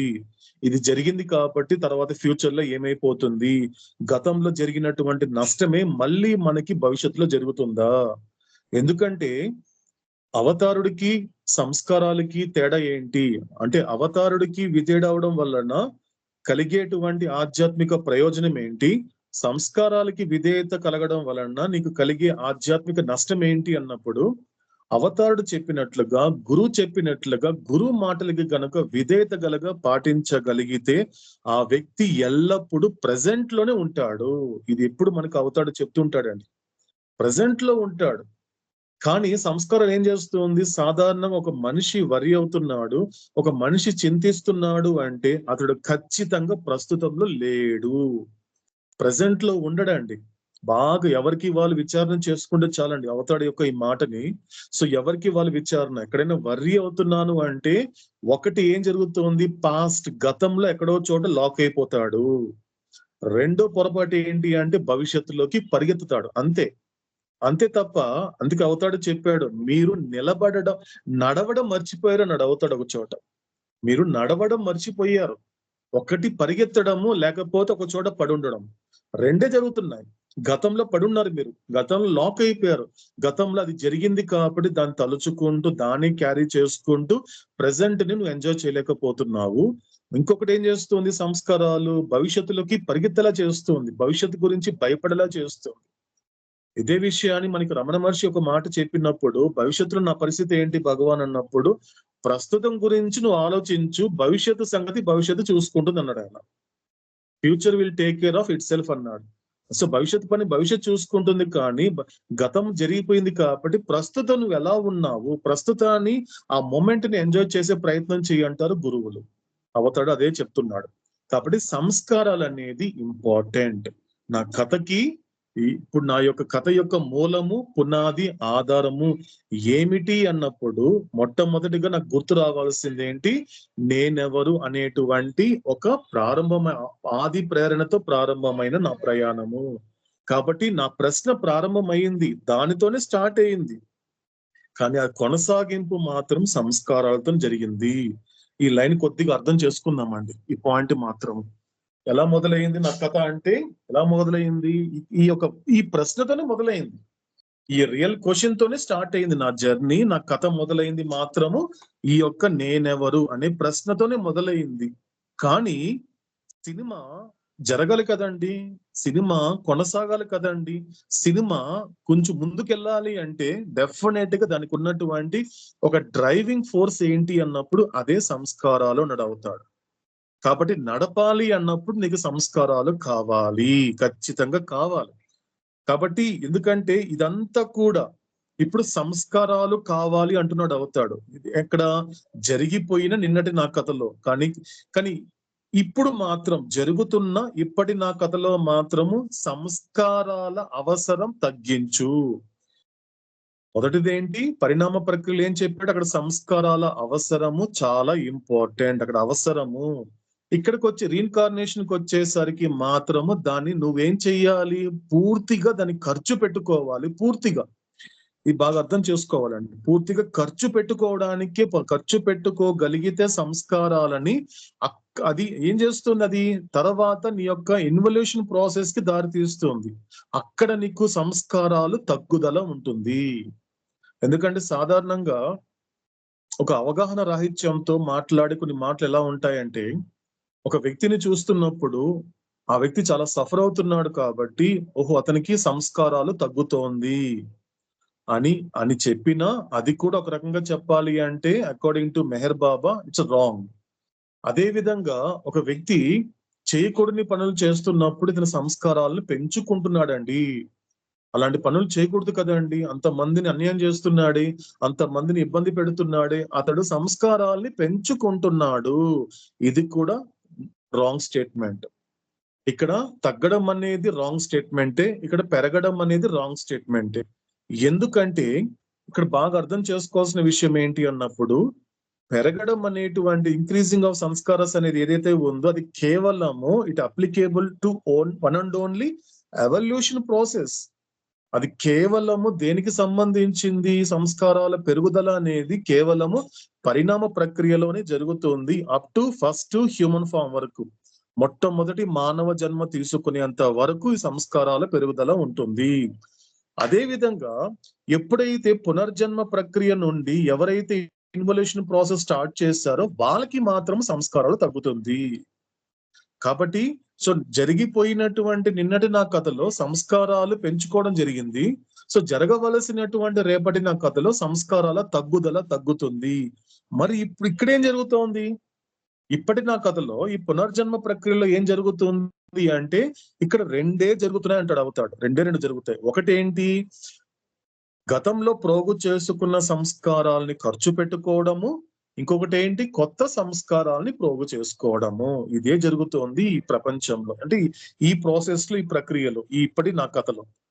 ఇక్కడ ఏం జరుగుతోంది? ఇక్కడ పెరగడం లేదు, తగ్గడం అనేది లేదు. ఎప్పటికప్పుడు పోగు చేసుకోవడము, పోగు చేసుకుందాన్ని ఖర్చు పెట్టుకోవడము, సో అదే విధంగా కొత్త వాటిని పోగు చేసుకోవడము. కానీ ఇక్కడ కూడా ఒక చిన్న లిటిగేషన్ పెట్టాడు అవుతాడు. ఇలా ప్రతి ఒక్కరు, మానవుడిగా పుట్టిన ప్రతి వాడు, మా ప్రపంచంలోకి మానవ జన్మతో వచ్చేటువంటి ప్రతి ఒక్క జీవుడు తనకి ప్రోగు చేసుకున్న సంస్కారాలని ఖర్చు పెట్టుకుంటున్నాడా? అదే విధంగా ప్రతి వాడు కొత్త సంస్కారాలు పోగు చేసుకోకుండా ఉంటున్నాడా అంటే ఈ రెండు జరగటం లేదు అంటున్నాడు అవుతాడు. నాట్ ఈజీ అంట. అంటే ఆల్రెడీ ప్రోగు చేసుకున్న సంస్కారాలు నీకు ఖర్చు అవుతున్నప్పుడు నీలో కలిగేటువంటి వర్రీ కావచ్చు, నీ లైఫ్ లో జరిగే డిస్టర్బెన్స్ అన్ని దాని వల్ల జరుగుతాయి. కానీ నీ లైఫ్ లో ఏదైనా డిస్టర్బ్ జరిగినప్పుడు, లేకపోతే నీకు ఏదైనా వర్రీ వచ్చినప్పుడు ఇమ్మీడియట్ గా నువ్వేం చేస్తావు? దాన్ని వెంటనే యాక్సెప్ట్ చేయవు కదా. ఏదైనా వర్రీ వచ్చింది, ఏదైనా బాధ వచ్చింది, ఏమనిపిస్తుంది? It's not belongs to me అంటాడు. అది నాకు సంబంధించింది కాదండి, దాన్ని ఎలాగైనా తప్పించుకోవాలి, దీన్ని ఎలాగైనా కంప్లీట్ దీని నుంచి బయటపడాలని ఆలోచిస్తాడే తప్పించి, సో ఇది నాకు సంబంధించింది, నేను విసిరిన బంతి యొక్క ఫలితమే నేను అనుభవిస్తున్నటువంటి దుఃఖము అనే యాక్సెప్టెన్స్ అనేది అంత తేలిక అందరికి రాదన్నాడు అవుతాడు. అంటే ఇదంతా కూడా ఒక దుఃఖం అనుభవిస్తున్నప్పుడు, ఒక బాధ అనుభవిస్తున్నప్పుడు, లేకపోతే ఏదైనా ఒక ఆందోళన పడుతున్నప్పుడు ఇలాంటి ఒక విచారణ చేస్తే ఏమర్థమవుతుంది? ఇదంతా కూడా గతంలో నేను ప్రోగు చేసుకున్న సంస్కారముల యొక్క ఫలితమే ఇప్పుడు నేను అనుభవిస్తున్నాను. అలాంటి వాళ్ళు, అంటే వాళ్ళకి ఎలాంటి వాళ్ళు అలా ఆలోచించగలుగుతారు అంటే సాధకులు మాత్రమే, ఒక ఆస్పిరెంట్స్ మాత్రమే. ఎవరైతే ఆ ఇన్వల్యూషన్ ప్రాసెస్ కి రెడీగా ఉన్నారో అలాంటి వాళ్ళు మాత్రమే ఇలా విచారణ చేస్తారు. అంటే అప్పుడు ఏమవుతుంది? అలా అనుకున్న ప్రతిసారి ఏంటి కాజ్ ఏంటి? సో నేను పడేటువంటి బాధలకి ఈ ప్రపంచంలో ఉన్నటువంటి ఏబీసీలు కారణం కాదు, నా సంస్కారాలే అని దానిని యాక్సెప్ట్ చేస్తూ దాన్ని ఎగ్జాస్ట్ చేసుకుంటూ ఏం చేస్తాడంటే తద్వారా ఎవరి మీద కారణం తెలుసుకున్నాడు కదండి. కారణం తెలుసుకున్నప్పుడు ఏమవుతుంది? అక్కడ మనకి ఇంకొక స్పిరిచువల్ బెనిఫిట్ ఏంటి అంటే there is no accumulation of new impressions. ఎప్పుడైతే నీకు కారణం తెలియనంత వరకు నువ్వు కొత్త సంస్కారాలను పోగు చేసుకుంటావు. కారణం తెలిసిందనుకో నువ్వు కొత్త సంస్కారాలను పోగు చేసుకోవు. నేను అక్కడ పడ్డాను అంటే ఇప్పుడు కాలు తగిలిందండి, ఆ రాయి తగిలిందండి, అందుకే నాకు కాలు అంతా కూడా ఇలా డ్యామేజ్ అయిపోయింది, అందుకే 15 రోజులు నేను హాస్పిటల్లో ఉన్నానండి అని చెప్పినప్పుడు వచ్చిన వాళ్ళు ఏం అడుగుతారండి? సాధారణంగా హాస్పిటల్లో నువ్వు 15 రోజులు ఉన్నావు, వచ్చిన వాళ్ళు ఏం అడుగుతారు? ఎలా తగిలింది అన్నప్పుడు ఎవరో ఒక వ్యక్తి రాయి పెట్టేశాడండి, ఆ రాయి వల్ల తగిలిందండి, ఇదే చెబుతావే తప్ప అంటే నీకు తెలిసిన కారణం ఏంటి? ఆ రాయి నిన్ను కొట్టింది, ఎవరో ఆ రాయిని అడ్డంగా ఎవరో పెట్టారు, దాని గురించి అదే కదా నీకు తెలిసిన కారణము. దీని వలన ఏం జరుగుతుంది అంటే దీని వల్ల జరిగే ఒక నష్టం ఏంటి మనకి అన్నప్పుడు నీ దగ్గరకు వచ్చిన ప్రతిసారి ఏం చెప్తావు? పలానా రాయి తగిలింది, రాయి తగిలింది, రాయి తగిలింది, ఎవరు అడ్డం పెట్టారు అంటే దీనివల్ల ఏం అర్థం అవుతుంది? Your accumulating new impressions. నువ్వు ఏదైతే కారణం తెలియదో నీకు, ఏదైతే కార్యం గురించి మాట్లాడుతున్నావు కాబట్టి కారణం తెలియదు నీకు. అప్పుడు ఏం చేస్తున్నావు? అక్యుములేట్ చేసుకుంటున్నావు. ఎవరో ఒక వ్యక్తిని, ఎక్కడో ఒక జరిగినటువంటి సంఘటనని కూడా నువ్వు అన్ని అక్యుములేట్ చేసుకుంటున్నావు. కొత్త ఇంప్రెషన్స్ అన్నిటిని కూడా నువ్వు ప్రోగు చేసుకుంటున్నావు. కాబట్టి నువ్వు ప్రారంభం ప్రకారం 10 రోజుల్లో పడాల్సినటువంటి బాధ ప్లస్ 10 అయింది, 20 days పడుతూ ఉంది. అంటే ఏమైపోయింది అంటే ఒక సెల్ఫ్ ఇన్ఫ్లిక్టెడ్ గా అన్నెసెసరీగా నువ్వు ఒక 10 days అనవసరంగా నువ్వు సఫర్ అవ్వాల్సి వచ్చింది. కారణం ఏంటి? నువ్వు కారణం తెలియకపోవడం వలన. కానీ ఇదే బాధని ఒక ఆస్పిరెంట్, ఒక సాధకుడు ఇలాంటి ఇబ్బంది పడ్డప్పుడు అతను ఎలా తీసుకుంటాడు అనేది ఒక్కసారి మనం గమనిస్తే అర్థమవుతుంది. అతని దగ్గరికి వెళ్తే ఏం చెప్తాడు? ఏమండి ఏమైందండి కాళ్ళకి అన్నప్పుడు, ఏముందండి గతంలో చేసుకున్న సంస్కారాలు ఉన్నాయి కదండి, ఇలా ఖర్చు అవుతుందండి. ఎంత బాగుందండి! ఆ మొదటి వ్యక్తికి రెండో వ్యక్తికి అంత బాగా చెప్తున్నాడు. ఆ యొక్క సంఘటన గురించి చెప్పటం లేదు, అక్కడ జరిగినటువంటి రాయి గురించి మాట్లాడలేదు, అక్కడ ఎవరైతే రాయిని పెట్టారో ఆ వ్యక్తి గురించి మాట్లాడటం లేదు. ఏం చేస్తున్నాడు? పూర్తిగా అసలైన కారణం తెలుసుకున్నాడు. అవతాడు ఎప్పుడు ఆ మాట చెప్తాడండి, నీ లైఫ్ లో ఏది జరిగినా జరగకపోయినా దానికి ఏముంటుంది? ఒక కారణం ఉంటుంది. ఏం చెప్పాడు? మన గతంలో కూడా ఏది అకారణంగా జరగదు, ఏది అకారణంగా గతంలో జరగలేదు, ఏది అకారణంగా ప్రస్తుతం జరగడం లేదు, ఏది అకారణంగా భవిష్యత్తులో కూడా ఏది జరగదు. ఇది యొక్క నిజాన్ని వీలైనంత వరకు మీరు జీర్ణింప చేసుకోవాలి. ఎందుకంటే ఇది బాగా కాజ్ తెలియనంత వరకు ఎఫెక్ట్ అనేది మిమ్మల్ని బాధిస్తూనే ఉంటుంది. కారణం తెలియనంత వరకు నీ లైఫ్ లో జరిగిన కార్యం ఏదైతే ఉందో అది ఎప్పటికీ నేను బాధిస్తూనే ఉంటుంది. కానీ కారణం తెలుసుకోగలిగితే అది నిన్ను బాధించదు అంటున్నాడు అవతాడు. అదే మనకి సంస్కారాల పట్ల ఉండాల్సిన అవగాహన. అది ఇవ్వడానికే మనకి అవతార పురుషుడైనటువంటి మెహర్ బాబా అవతరించాడు. ఈ అవగాహన ఇవ్వడానికే. ఏదైతే మన సర్వస్వం అనుకుంటున్నావో నిజానికి అది శూన్యమైనది. అలా శూన్యమైన దానిని సర్వస్వంగా నేను నమ్మేలా చేసిందే అదే సంస్కారాలు.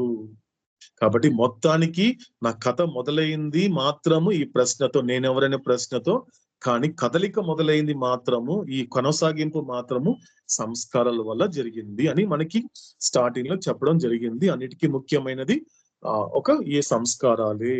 కాబట్టి మనకి ఇలా అవతాడు కంటిన్యూ చేస్తే అని చెప్తున్నాడు మనకి. సో మొదట్లో ఎప్పుడైతే ఈ స్టేజ్ లో కూడా శరీరాలు లేవు. ఎందుకంటే ఒక శరీరాలకి నీకు ఉనికినివ్వాలి అంటే ఖచ్చితంగా అది ఎవరి వల్ల సాధ్యపడుతుంది? కేవలం సంస్కారాల వలన మాత్రమే. సంస్కారాలు ఉంటే తప్ప ఈ శరీరాలకి ఎరుక రాదు, ఈ సంస్కారాలు ఉంటే తప్ప ప్రపంచానుభవాలు ఉండదు, ఈ సంస్కారాలు ఉంటే తప్ప ఆ భూమికలో ప్రయాణం ఉండదు, సంస్కారాలు ఉంటే తప్ప బంధనాలు అనేది ఉండదు. కాబట్టి అన్నిటికీ మనకి లింక్ ఏంటి, కాజ్ ఏంటి అన్నప్పుడు సంస్కారాలే అని చెప్తూ మనకి అవుతాడేం చెప్తున్నాడు క్లియర్ గా అంటే, సో ఇక్కడ మనకి స్టార్ట్ అయింది ఫస్ట్ అర్జు గురించి చెప్పాడు. మొదటి ప్రేరణ అంటే తనను తాను తెలుసుకోవాలి, నేనెవరు తెలుసుకోవాలనేటువంటి ప్రేరణ మొదలయ్యింది. సో కథ మొదలయ్యింది. సో కథ స్టార్ట్ అయింది. కాబట్టి ఈ యొక్క ప్రేరణ అనేది ఎక్కడి నుంచి వచ్చింది అన్నప్పుడు అవతాడు ఎప్పుడు అది రిపీట్ చేస్తూనే ఉన్నాడు మనకి ఫస్ట్ పేజ్, ఫస్ట్ పేరా నుండి. ప్రతిదీ కూడా ఆత్మగా నువ్వు, ఎందుకంటే పరమాత్మలోనే ఉన్నావు, గుర్తు పెట్టుకో. కాబట్టి నీ ఫస్ట్ అర్జీ ఇంకా క్రియేషన్ లోకి రావడానికన్నా ముందు నీకు ఈ ఫస్ట్ అర్జీ అయితే స్టార్ట్ అయిందో అది కూడా ఎక్కడ ఉంది? పరమాత్మలోనే ఉంది అని చెబుతూ మనకి ఈ విధంగా కంటిన్యూ చేస్తూ ఒక క్రియేషన్ పాయింట్ గురించి చెప్పాడు. ఆ ఓం పాయింట్ కావచ్చు, క్రియేషన్ పాయింట్ కావచ్చు, అంటే ఈ సృష్టిలోకి రావడానికి ఒక నిర్ణయించబడేటువంటి కేంద్రం. సో ఇంకా బయలుదేరాలి ఇంకొన్నది, ఎందుకంటే ఇంకా స్టార్ట్ అవ్వాలి, ఇంకా అసోసియేషన్ అనేటువంటిది స్టార్ట్ అవ్వాలి. కాబట్టి ఇదంతా కంచి మనకి కంటిన్యూ చేస్తే ఏం చేస్తున్నాడు అవుతాడు. ఇక్కడ మనకి 11th పేజీకి వచ్చేసరికి అంటే ఆల్మోస్ట్ 3.5 pages అంతా కూడా ఈ ప్రిపరేషన్, ఈ సంస్కారాల యొక్క ఆ ప్రిపరేషన్ తో మొదలైనటువంటి ప్రయాణము. ఈ 11th పేజీకి వచ్చేసరికి 4th పేరా నుండి అసలైనటువంటి లైఫ్ స్టార్ట్ అయింది. అసలైనటువంటి association with the form, association with the medium, ఆ మాధ్యమంతో కలవడం అనేది మొదలైంది. ఎక్కడి నుంచి? 11వ పేజీ మనకి 4వ పేరా నుండి అసలు కథ అంటే జరిగిపోయినటువంటి నిన్నటి నా కథ ఏదైతే ఉందో ఆ కథ మొదలైంది ఇక్కడ నుండి. సో అక్కడ నుండి ఏం స్టార్ట్ అయింది మనకి అన్నప్పుడు, ఎందుకంటే ఇక్కడ స్పష్టంగా ఒక మాట చెప్పాడు అవుతాడు. ఈ కథ ఇంకా అంటే ఈ క్రియేషన్ లోకి ఈ ప్రయాణం మొదలవడానికి కన్నా ముందు ఏం చెప్పాడు అవుతాడు అన్నప్పుడు, it is for convenience that we begin with that state of conscious soul when it just begins with associate and identifies itself with a stone form. ఎందుకంటే అది కేవలం అంతకన్నా ముందు ఉన్నాయి, గ్యాసెస్ ఉన్నాయి, చాలా ఉన్నప్పటికీ కూడా అది మన వసతి కోసం చెప్తున్నాడు అవుతాడు, మీ కన్వీనియన్స్ కోసం. ఎందుకంటే ఇప్పటికిప్పుడు గ్యాస్ అంటే ఇప్పటికిప్పుడు ప్రాక్టికల్ గా నీకు కనబడకపోవచ్చు, ముఖ్యంగా ఈ చర్మ చక్షులకి కనబడదు. కానీ నీకు స్టోన్ అంటే ఈజీగా కనబడుతుంది. ఎదురుగుండా గోడ కనిపిస్తోంది, కింద టైల్స్ కనపడుతోంది. నీకు మొత్తం ఎక్కడ చూసినా నువ్వు కూర్చున్న ఈ క్షణం నువ్వు కూర్చున్న గది ఎక్కడ చూసినా నీకు స్టోన్ కనిపిస్తోంది, చుట్టుపక్కల ఎక్కడ చూసినా నీకు స్టోన్ కనిపిస్తోంది. కాబట్టి నీ కన్వీనియన్స్ కోసం నేను గ్యాస్ విషయానికి వెళ్ళటం లేదు, కానీ ఈ క్రియేషన్ కి వచ్చే సమయానికి నీ కన్వీనియన్స్ కోసము, నీకు అర్థం కావడం కోసము సో నేను దేంతో స్టార్ట్ చేస్తున్నాను, ఈ ఒక స్టోన్ తోని స్టార్ట్ చేస్తున్నాను. అసోసియేషన్ అనేటువంటిది సో నేను స్టార్ట్ చేస్తున్నాను, అదే విధంగా ఐడెంటిఫికేషన్ అనేది స్టార్ట్ చేస్తున్నాను. సో కాబట్టి సో మనం 11th పేజీలో స్టార్ట్ అయినటువంటి ఈ స్టోన్ అనేటువంటి మీడియము అప్ టు ఎక్కడి దాకా వచ్చింది మనకి 13th page. 13th page 3rd పేరా వరకు ఇస్ కంప్లీట్ గా ఆ స్టోన్ గురించినటువంటి జర్నీ.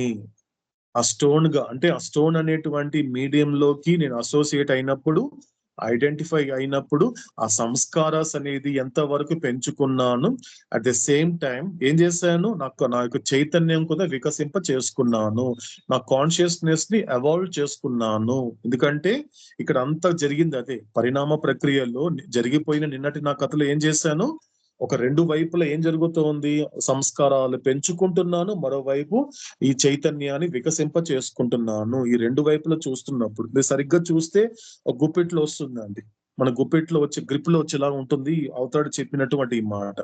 కాబట్టి ఒక వైపు ఫస్ట్ మనం చూస్తే ఆ ఇంక్రీజింగ్ ఆఫ్ ఇంప్రెషన్స్ అంటే సంస్కారాలు పెంచుకుంటున్నాను, అట్ ద సేమ్ టైం ఆ వైపు ఏం జరుగుతోంది, నా చైతన్యాన్ని వికసింప చేసుకుంటున్నాను. ఈ రెండిటికి మధ్య ఏం జరుగుతోంది అంటే ఆ మాధ్యమంతో అసోసియేట్ అవుతున్నాను. ఆ మాధ్యమం, ఆ స్టోన్ ఏదైతే ఉందో ఆ మాధ్యమంతో అసోసియేట్ అవుతున్నాడు. ఫస్ట్ దాన్ని మనకి అవుతాడు చెప్పినట్టు బర్త్ అని చెప్పాడు. అసోసియేట్ అయిన తర్వాత ఏం చేస్తున్నాడు, వెంటనే ఇమ్మీడియట్ గా ఈ యొక్క కాన్షియస్నెస్ ఏదైతే ఉందో ఈ పెరుగుతున్న సంస్కారాలు ఏం చేస్తుంది అన్నప్పుడు ఇమ్మీడియట్ గా ఆ మీడియంతో వెంటనే ఐడెంటిఫై అయ్యేలా చేస్తుంది. ఇది చేసేది మాత్రం సంస్కారాలు. కొంచెం శ్రద్ధ పెట్టే ప్రయత్నం చేద్దామండి ఈ మూమెంట్ లో. ఇక్కడ అవుతాడు ఏదైతే చెప్తున్నాడో అంటే ఒక మీడియంతో అంటే ఒక మాధ్యమంతో ఒక రూపంతో నీకు కలయిక ఏర్పడిన తర్వాత దానికి కారణం ఖచ్చితంగా ఒక రకంగా చెప్పాలి అంటే ఒక ఎవాల్వ్డ్ కాన్షియస్నెస్, ఒక పరిణామం అని ఎప్పుడైతే చైతన్యం అనేది వికసింప చేసుకున్న తర్వాత నువ్వు ఎటువంటి మాధ్యమంతో అసోసియేట్ అవ్వాలి అనేది నిర్ణయించేది మాత్రం కాన్షియస్నెస్. కానీ ఎప్పుడైతే అటువంటి ఒక మాధ్యమంతో నువ్వు అసోసియేట్ అవడానికి నీకు కోఆపరేట్ చేసినటువంటి ఆ ఎవాల్వ్డ్ కాన్షియస్నెస్ ఏదైతే ఉందో, కానీ ఆ యొక్క మీడియం ఏదైతే ఉందో, ఆ మాధ్యమం ఏదైతే ఉందో, ఆ బాడీ ఏదైతే ఉందో, ఏ ఫామ్ ఏదైతే ఉందో దాంతో ఐడెంటిఫై అవడం మాత్రం ఖచ్చితంగా సంస్కారాల పని. ఇది బాగా అర్థం చేసుకోవాలండి. ఎందుకంటే ఇలా జరిగితే తప్ప సంస్కారాలు పెరగదు, అది కనెక్ట్ చేసుకోవాలి. కానీ ఇప్పటి నా కథల్లో అంటే పునర్జన్మ ప్రక్రియలో అలా జరగకూడదు. ఎందుకంటే ప్యారలల్ గా మనకు అవుతాడు చెప్తున్నాడు, అక్కడ నెససరీ, ఇక్కడ అన్నెసెసరీ. ఇక్కడ నువ్వు కనెక్ట్ చేసుకోవాల్సిన అవసరం లే. ఇదొక మీడియం అంతే. దీని ఒక మీడియంతో నువ్వు దాంతో ఐడెంటిఫై అవ్వాల్సిన అవసరం లేదు. నువ్వు ఈ శరీరంతో పోల్చుకోవాల్సిన అవసరం లేదు. ఈ శరీరంతో నువ్వు తాదాత్మ్యత పొందాల్సిన అవసరం అంతకంటే లేదు. నువ్వు డిటాచ్డ్ గానే ఉండొచ్చు ఇక్కడ. అంటే ఇది ఒక మీడియం మాత్రమే. ఒక పని కోసము ఒక నెరవేర్చడం కోసము ఈ లోకంలో ఏ పని కోసం అయితే నేను వచ్చానో ఆ పని పూర్తి చేయడానికి అవతార పురుషుడైనటువంటి మెహర్ బాబా ఈ యొక్క శరీరం అనే ఈ మాధ్యమం అనే పరికరాన్ని ఇచ్చాడు. దాన్ని చక్కగా వినియోగించుకోవాలి. దాంతో నేను కలిసిపోకూడదు, వినియోగించుకోవాలంటే ఏం తెలియాలి అన్నప్పుడు సో మొట్టమొదటిగా ఈ మీడియం ద్వారా నేను పొందాల్సింది ఏంటి? ఈ 3 శరీరాలు అనేది మీడియమే. ఈ 3 శరీరాలు అనేటువంటిది కూడా మాధ్యమాలే. కాబట్టి ఈ మాధ్యమాలని గుర్తుంచుకొని సద్వినియోగం చేసుకుంటే ఈ మాధ్యమాలకి అతీతంగా ఉన్నటువంటి నా నిజ స్వరూపం, నా స్వస్వరూపం అనే దాన్ని సాక్షాత్కరింప చేసుకుంటాను. అంతే తేడా. ఎందుకంటే నువ్వు ఐడెంటిఫై కాకుండా ఉండగలగాలి. ఇక్కడ ఈ లోకంలో ఈ యొక్క శరీరంతో నువ్వు ఐడెంటిఫై కాకూడదు. అందుకే దాన్ని అవతారుడు false identification with the body అన్నాడు. శరీరంతో ఒక అబద్ధంగా నిన్ను నువ్వు పోల్చుకుంటున్నావు తప్ప దానివల్ల ఏం జరుగుతోంది? సంస్కారాలు అనేటువంటిది కూడా ఖర్చు అవటం లేదు, కొత్త సంస్కారాలు ప్రోగు చేసుకుంటున్నావు. ఒరే నువ్వు అస్సలు నీ బాడీతోనే ఐడెంటిఫై అవ్వద్దురా అంటే మిగతా బాడీస్ తో కూడా ఐడెంటిఫై అవుతావు ఏంటి నువ్వు? It leads to that attachment. Attachment ఎక్కడ చూస్తూ ఉంది నీకు అన్నప్పుడు నీ శరీరంతో నువ్వు అటాచ్మెంట్ ఉండకూడదు అంటే మిగతా శరీరాలతో కూడా అటాచ్ అవుతున్నావే. దాని ద్వారా నీకేమైపోతుంది? ఆ సంస్కారాలు అనేది ఎగ్జాస్ట్ అవ్వాల్సిన సంస్కారం అనేది ఎగ్జాస్ట్ అవ్వకుండా అలా బ్లాక్ చేసేసుకొని కొత్త సంస్కారాలను ప్రోగు చేసుకుంటున్నావు. దానివల్ల ఏం జరుగుతోంది? నీ లైఫ్ లో కన్ఫ్యూజన్స్ జరుగుతాయి. ప్రతిదీ నీకు క్వశ్చన్ మార్క్. నా లైఫ్ లో ఎందుకు ఇలా జరుగుతోంది, నాకేందుకు ఇలా జరుగుతోంది అనేటువంటి ఒక క్వశ్చన్ మార్క్ వచ్చేస్తుంది. ఎందుకంటే ఎగ్జాస్ట్ అవ్వాల్సినటువంటి సంస్కారాలు బ్లాక్ అయిపోవడం వలన, కొత్త ఇంప్రెషన్స్ అనేది కూడా నువ్వు అక్యుములేట్ చేసుకోవడం వలన. సో కాబట్టి మనకి ఇక్కడ అవతాడు ఏం చెప్తున్నాడు మనకి ఇక్కడ? సో అక్కడ ఎందుకంటే అసోసియేట్ అవుతున్నంత వరకు కూడా ఏ ఫామ్ తో అసోసియేట్ అవ్వాలనేది కూడా కాన్షియస్నెస్ ఏదైతే వికసించినటువంటి చైతన్యం నిర్ణయించిన తర్వాత ఆ యొక్క శరీరంతో, ఆ యొక్క మాధ్యమంతో అసోసియేట్ అయిన తర్వాత ఆ యొక్క మాధ్యమంతో మాత్రము ఐడెంటిఫై అయ్యేది మాత్రం సంస్కారాలే. ఇది బాగా కొంచెం అర్థం చేసుకోవాలండి, ఇంకేం లేదు. సో కాబట్టి ఎప్పుడైతే ఐడెంటిఫికేషన్ అయిన తర్వాత ఏమైపోతుంది? ఇమ్మీడియట్ గా ఆ శరీరం వరకు ఎంత సంస్కారాలు పెంచుకోవాలి, దాంతో ఐడెంటిఫై అవుతున్నంత వరకు చైతన్యం అనేది ఎంత వరకు వికసింప చేసుకోవాలి అనేది పరమాత్ముడు నిర్ణయించిన తర్వాత అప్పుడు దాని నుండి డిసోసియేట్ జరగడం జరుగుతుంది. ఆ శరీరంతో ఇంక లేకుండా అనేక రకాలైనటువంటి శరీరాలని, అనేక లక్షణాలు కలిగినటువంటి శరీరాలన్నిటిని తీసుకున్న తర్వాత అక్కడి నుంచి చిట్ట చివరిగా అది డిసోసియేట్ అయిపోతుంది. దాని ద్వారా ఏమైపోతుంది? ఆ కింగ్డమ్ నుంచి మరో కింగ్డమ్ కి వస్తుంది. ఇదే విధంగా మనకి ఇదే జరిగింది. ఇక్కడ కూడా 13th పేజీకి వచ్చేసరికి 4th పేరా నుండి మనకి మెటల్ స్టార్ట్ అయింది. ఎలా స్టార్ట్ అయింది మనకి అంటే జరిగిపోయినటువంటి నిన్నటి నా కథల్లో లోహ రూపంగా చైతన్య వికాస ప్రయాణం అనేది కొనసాగుతోంది. ఇక్కడ కూడా మనకి కొనసాగుతోంది. ప్రారంభమైంది మాత్రం ఎక్కడ ప్రారంభమైంది? నేనెవరు అనే దాన్ని నిజానికి అక్కడి నుంచే ప్రారంభమైంది, కానీ మాధ్యమంతో ప్రారంభమైంది మాత్రం రాతితో. కాబట్టి ఇలా కంటిన్యూ చేయడం జరిగింది. ఇలా చేసిన తర్వాత మనకి అప్ టు ఎక్కడి దాకా తీసుకొచ్చాడు అవుతాడు మనకి అంటే అప్ టు 16th పేజీ వరకు. 16th పేజీ ఫస్ట్ పేరా వరకు కంప్లీట్ గా ఇదంతా దేనికి సంబంధించింది? మెటల్ కి సంబంధించింది. కాబట్టి 16th పేజ్ నుంచి మనం ఎక్కడైతే ఆ 2nd పేరా నుండి అక్కడి నుంచి స్టార్ట్ అయింది వెజిటేబుల్ ఫామ్, వెజిటేబుల్ మీడియం. అది ఎక్కడి వరకు ఉంది మనకి? వెజిటేబుల్ మీడియం అనే మనం తీసుకున్నప్పుడు 18th పేజ్ అండి. 18th పేజ్ మనకి సో లాస్ట్ పేరా వరకు, అంటే మనకి బిఫోర్ లాస్ట్ పేరా అక్కడ వరకు ఏంటి? ఇదంతా వెజిటేబుల్ జరిగింది. సో 18th పేజ్ లాస్ట్ పేరా ఏదైతే ఉందో అక్కడి నుంచి వామ్ ఫామ్ స్టార్ట్ అయింది. ఆ వామ్ అనేటువంటి ఆ మీడియంతో ఆ యొక్క ఎవాల్వింగ్ కాన్షియస్నెస్ యొక్క జర్నీ అనేది కంటిన్యూ అవుతోంది. ఇది ఎక్కడి వరకు జరుగుతోంది అన్నప్పుడు మళ్ళీ కరెక్ట్ గా 21st పేజ్ అండి. 21st పేజీ మనం చూస్తే మనకి ఇక్కడ ఆ ఫస్ట్ పేరా వరకు కంప్లీట్ గా ఆ వామ్ కి సంబంధించినటువంటి మీడియమే. కాబట్టి ఆ తర్వాత ఉన్నటువంటి పేరాస్ మనం చూస్తే మాత్రం అంటే 2nd పేరా నుండి 5th పేరా వరకు కంటిన్యూ చేసుకుంటే అక్కడంతా కూడా ఒక ఫిష్ మీడియం. ఆ ఫిష్ అనేటువంటి మీడియం ద్వారా ఏం చేస్తోంది? అంటే ఆ వికసించేటటువంటి చైతన్య ప్రయాణం అనేది కొనసాగుతోంది. సో ఇక్కడ నుంచి చేసిన తర్వాత మళ్ళీ 22nd పేజీకి వచ్చేసరికి మనకున్న 7 పేరాస్ లో ఫస్ట్ పేరా నుండి మనం చూస్తే ఆల్మోస్ట్ మనకి ఒక 3 పారాస్ వరకు మనం చూస్తే 2 పారాస్ మాత్రము ఫిష్ కి కంక్లూడ్ చేసేసాడు అవుతాడు.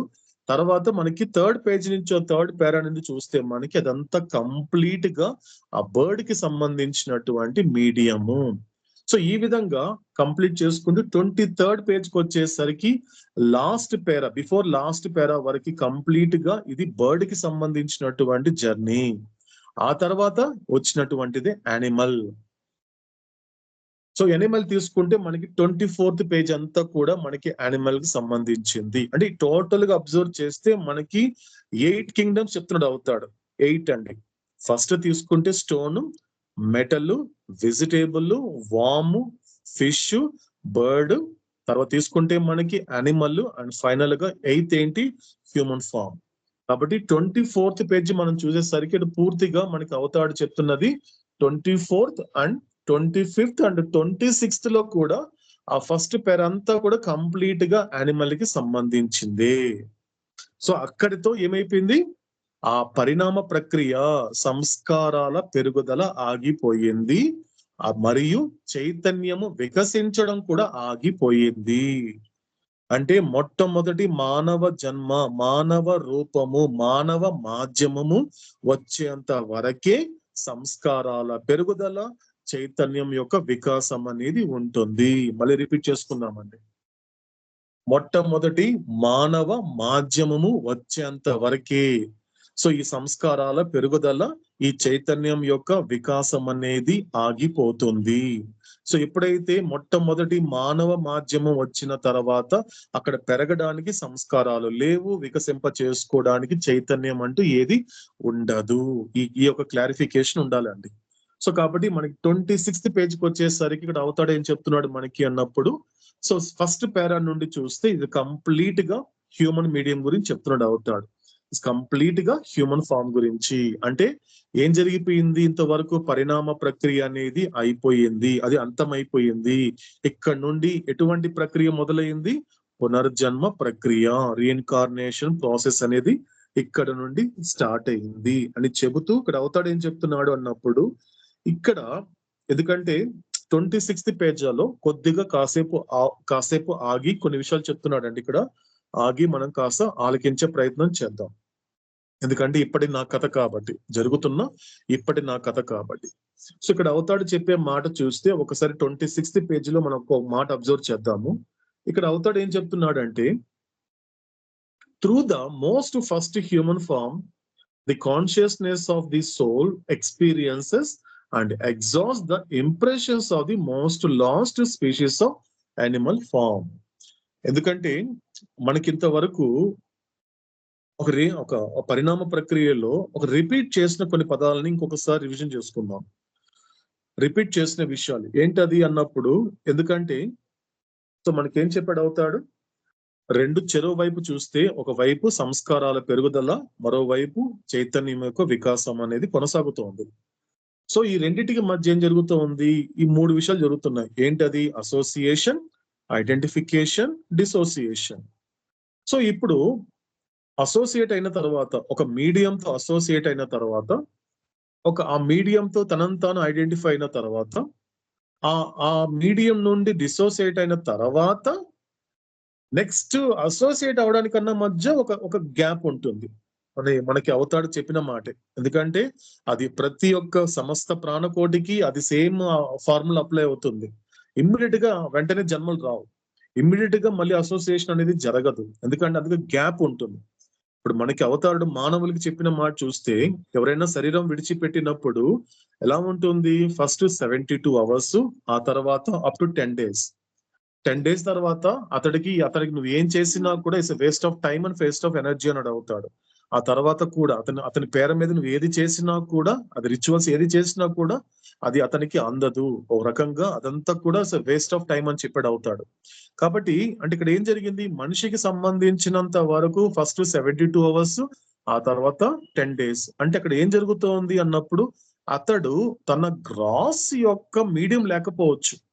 ఇది మనకి ఒకసారి మన ఎవల్యూషన్ ప్రాసెస్ లో మనకి అదే మాట చెప్పాడు అవుతాడు. ఏం చెప్పాడు మనకి, ఎప్పుడైతే ఒక కింగ్డమ్ లో ఒక డిసోసియేట్ అయిన తర్వాత అసోసియేషన్ కన్నా ముందు ఏం జరుగుతుంది అన్నప్పుడు, ఫర్ సమ్ టైమ్, ఒక పర్టికులర్ టైం వరకు ఏం చేస్తుంది, వితౌట్ ఫామ్ లేకుండా ఆ కాన్షియస్నెస్ అనేది ఉంటుంది. ఆ కాన్షియస్నెస్ అనేటువంటిది ఉంటుంది కాబట్టి ఇప్పుడు ఆ కాన్షియస్నెస్ అనేటువంటిది దేని మీద సెంటర్ అయి ఉంటుంది. ఫర్ ఎగ్జాంపుల్ మనకి అవతాడు గతంలో చెప్పాడండి మనకి ఈ నిన్నటి నా కథ గురించి సెకండ్ పార్ట్ లోని. ఇప్పుడు ఏం జరిగింది, ఒక మాధ్యమంతో అసోసియేషన్ అయ్యింది, ఆ మాధ్యమంతో తనను ఐడెంటిఫై చేసుకుంది, ఆ మాధ్యమంతో తర్వాత డిసోసియేట్ అయిన తర్వాత మళ్ళీ ఇంకొక ఫామ్ తో అసోసియేట్ అవ్వడం కన్నా గ్యాప్ ఉంటుంది మధ్యలో. అక్కడ ఎటువంటి దానికి మీడియము ఫామ్ బాడీ ఉండదు. కాబట్టి అక్కడ ఆ కాన్షియస్నెస్ అనేది దేని మీద సెంటర్ అయి ఉంటుందండి, దేని మీద కేంద్రీకృతం అయి ఉంటుంది.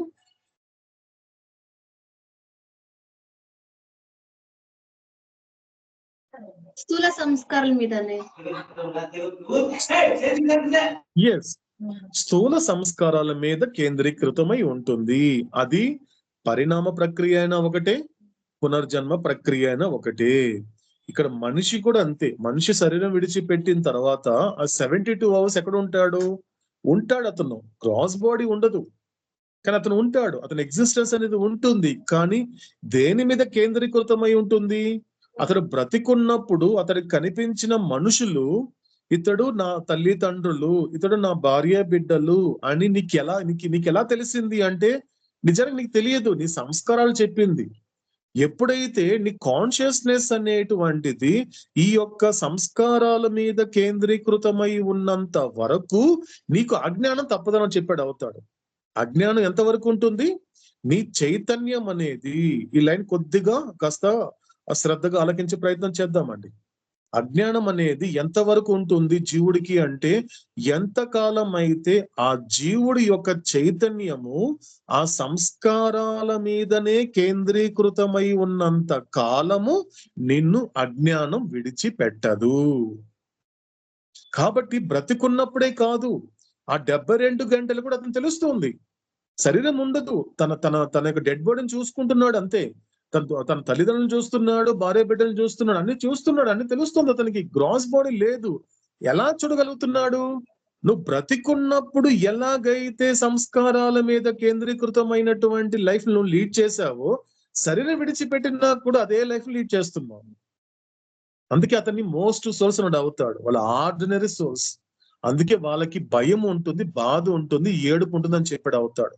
అందుకే ఆ సమయంలో ముఖ్యంగా ఆర్డినరీ హ్యూమన్ బీయింగ్ శరీరం విడిచిపెట్టినప్పుడు ఆ 72 గంటల్లో వాళ్ళు విపరీతంగా భయాలకి లోబడి ఉంటారు.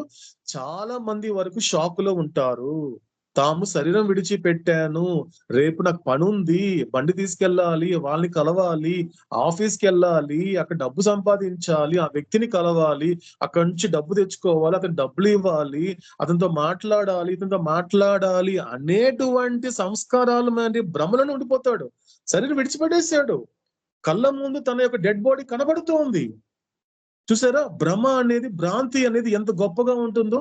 వాడు బయలుదేరుతున్నాడు, బయలుదేరాలి, నాకు టిఫిన్ రెడీ చేయి, నాకు క్యారెట్ రెడీ చేయాలి అంటున్నాడు.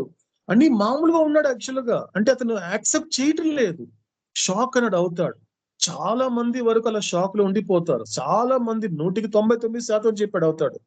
అందుకే అవుతాడు అప్పుడప్పుడు మనకి సజెస్ట్ చేస్తూ ఉంటాడు. ఫర్ ఎగ్జాంపుల్ మెహరోపాసన చేస్తున్నప్పుడు అవుతాడు సజెస్ట్ చేస్తాడు మనల్ని. ఎవరైనా శరీరం విడిచిపెట్టినప్పుడు మీకు కనబడితే, అది స్ట్రేంజర్ అయినా పర్వాలేదు, కాసేపు ఆగి నా నామం చెప్పండి రా, వీళ్ళైతే కాసేపు నీకు అవకాశం ఉంటే దిగి వెళ్ళి కాసేపు 2 నిమిషాలు 3 నిమిషాలు ఒక ఊరికే మానసికంగా చెప్పినా పర్వాలేదు, అవుతారు మెహర్ బాబాకి జై, లోపల చెప్పుకున్నా పర్వాలేదు. ఖచ్చితంగా అక్కడ షాక్ కి గురైనటువంటి ఆ ఆత్మ నువ్వు చెప్పే నామాన్ని వింటుంది, నువ్వు చెప్పే నా నామాన్ని వింటుంది. అప్పుడు ఆ జరిగినటువంటి సంఘటనని అది యాక్సెప్ట్ చేస్తుంది. ఓహో, నేను శరీరం విడిచిపెట్టానా.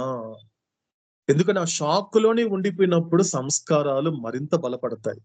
బ్రతికున్నప్పుడే కాదండి, శరీరం విడిచిపెట్టాక కూడా ఆ బలమైన సంస్కారాలు, దట్టమైన సంస్కారాల యొక్క ప్రభావము ఆ వాడి మీద, ఆ జీవుడి మీద ఉంటుంది. బ్రతికున్నప్పుడే కాదండి, శరీరం విడిచిపెట్టాక దానికన్నా రెట్టింపు వేగం ఉంటుంది, రెట్టింపు బలంగా ఉంటుంది ఆ సంస్కారాలు.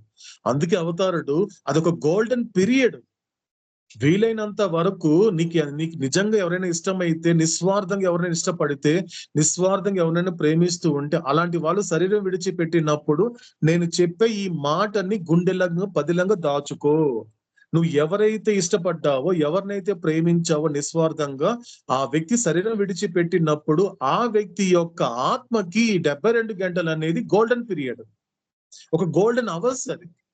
ఆ టైంలో ఎందుకంటే ఆ వ్యక్తి బ్రతికున్నప్పుడు ఈ ఆధ్యాత్మిక ప్రయాణం చేయడానికి ఆటంకం కలిగించినటువంటి ఆ స్థూల శరీరము, ఆ స్థూల శరీరానికి సంబంధించినటువంటి అనేక రోగాలు అతనికి అడ్డుపడ్డాయి. ఏమండి మీరు మీరు గాడ్ స్పీక్స్ చెప్తున్నారండి, బాగానే ఉంది, కనుక సరిగా వినపడడం లేదండి, సరిగా అర్థం కావటం లేదండి, సరిగా నాకు వినిపించడం లేదండి, బాబా యొక్క రూపం సరిగా నాకు కనిపించడం లేదండి. ఇన్ని రకాల కంప్లైంట్ చేసినటువంటి ఆ జీవుడు దేని మీద కంప్లైంట్ చేశాడు? ఆ స్థూల శరీరం మీదే కదా. ఇప్పుడు ఆ స్థూల శరీరం లేదు. ఇప్పుడు ఆ 72 గంటలు అతడు ఈ బీపీతో బాధపడటం లేదు, షుగర్ తో బాధపడటం లేదు, ఆ స్థూల శరీరానికి సంబంధించినటువంటి ఏ రకమైనటువంటి అడ్డంకులు అటు ఆత్మకి లేదు. అతడు చాలా హెల్తీగా ఉన్నాడు. కాబట్టి నువ్వు ఏది చెప్పినా యాక్సెప్ట్ చేసేలా ఉండగలుగుడు యాక్చువల్గా అలా.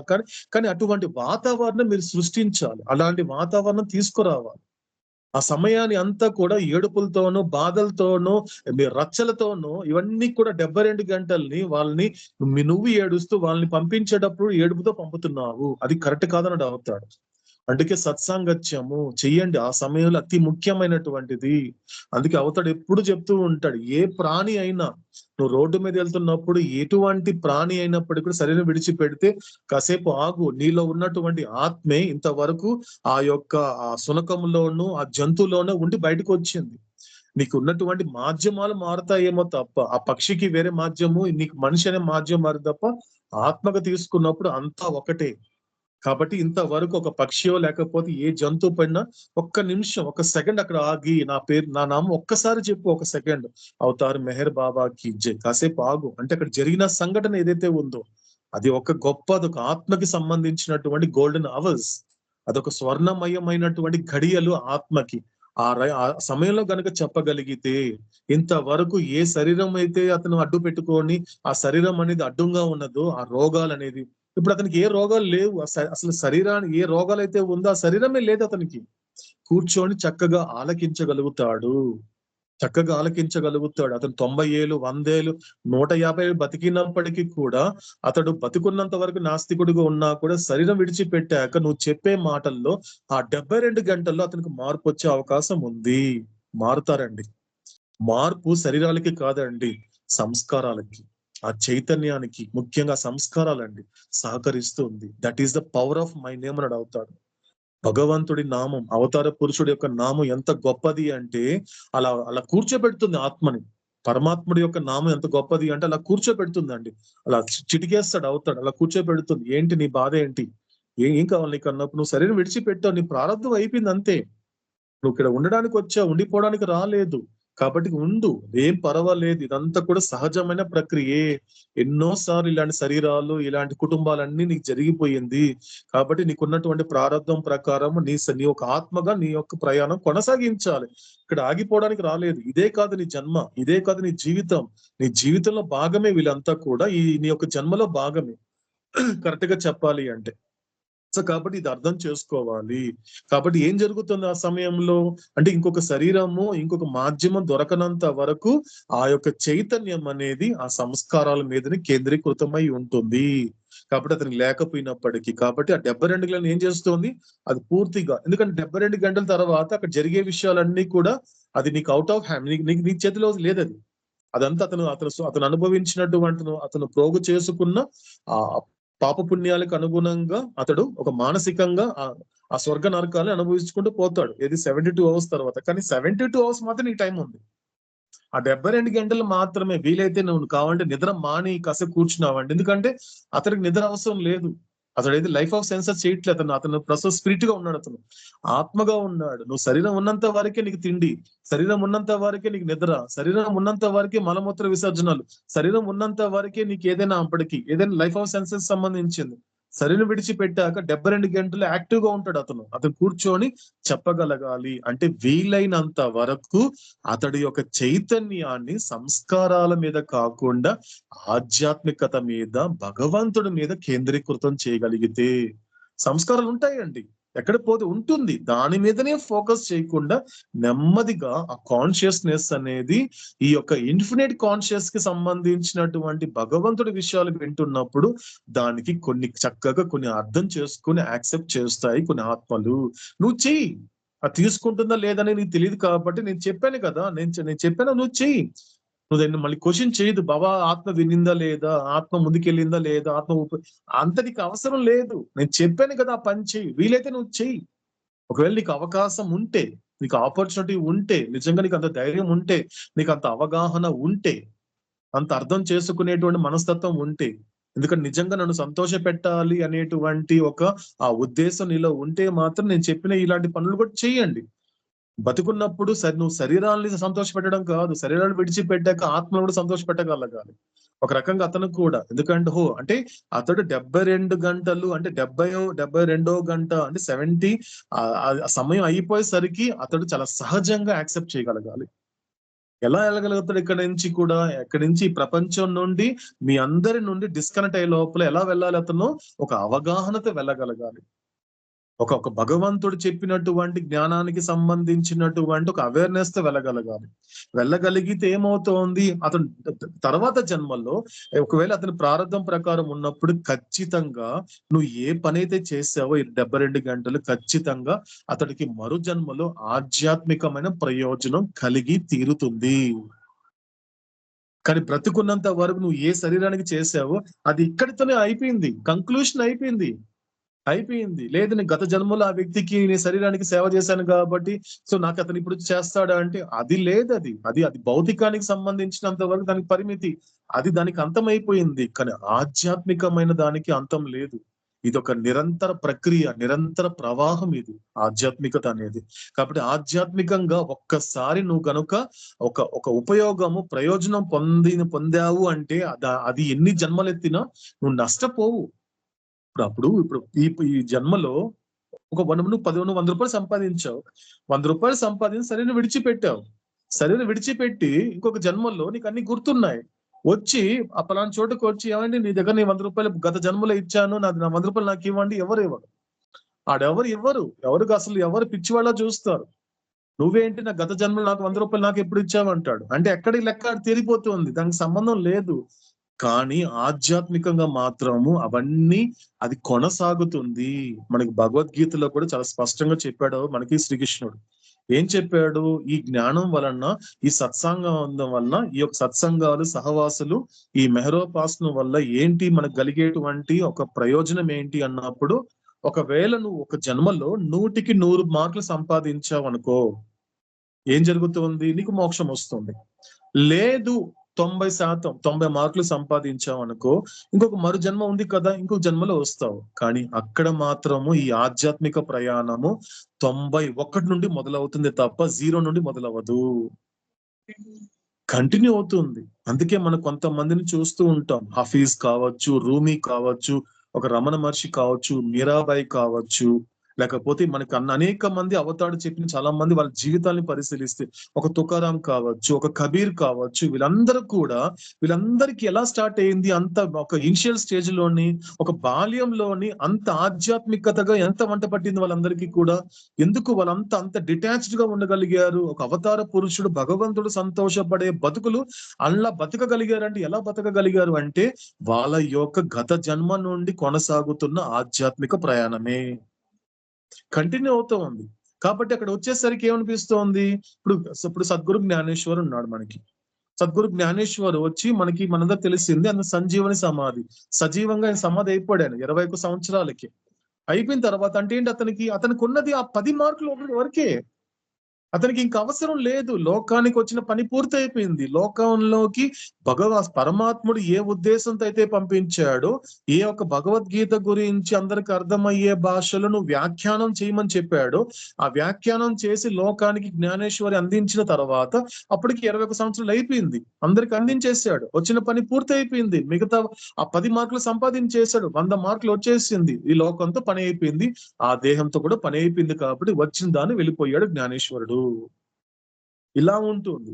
కాబట్టి ఆత్మకి సంబంధించినంత వరకు నువ్వు ఏది చేసినా నష్టం అనేది ఉండదు, ఎంత చేసినా కూడా.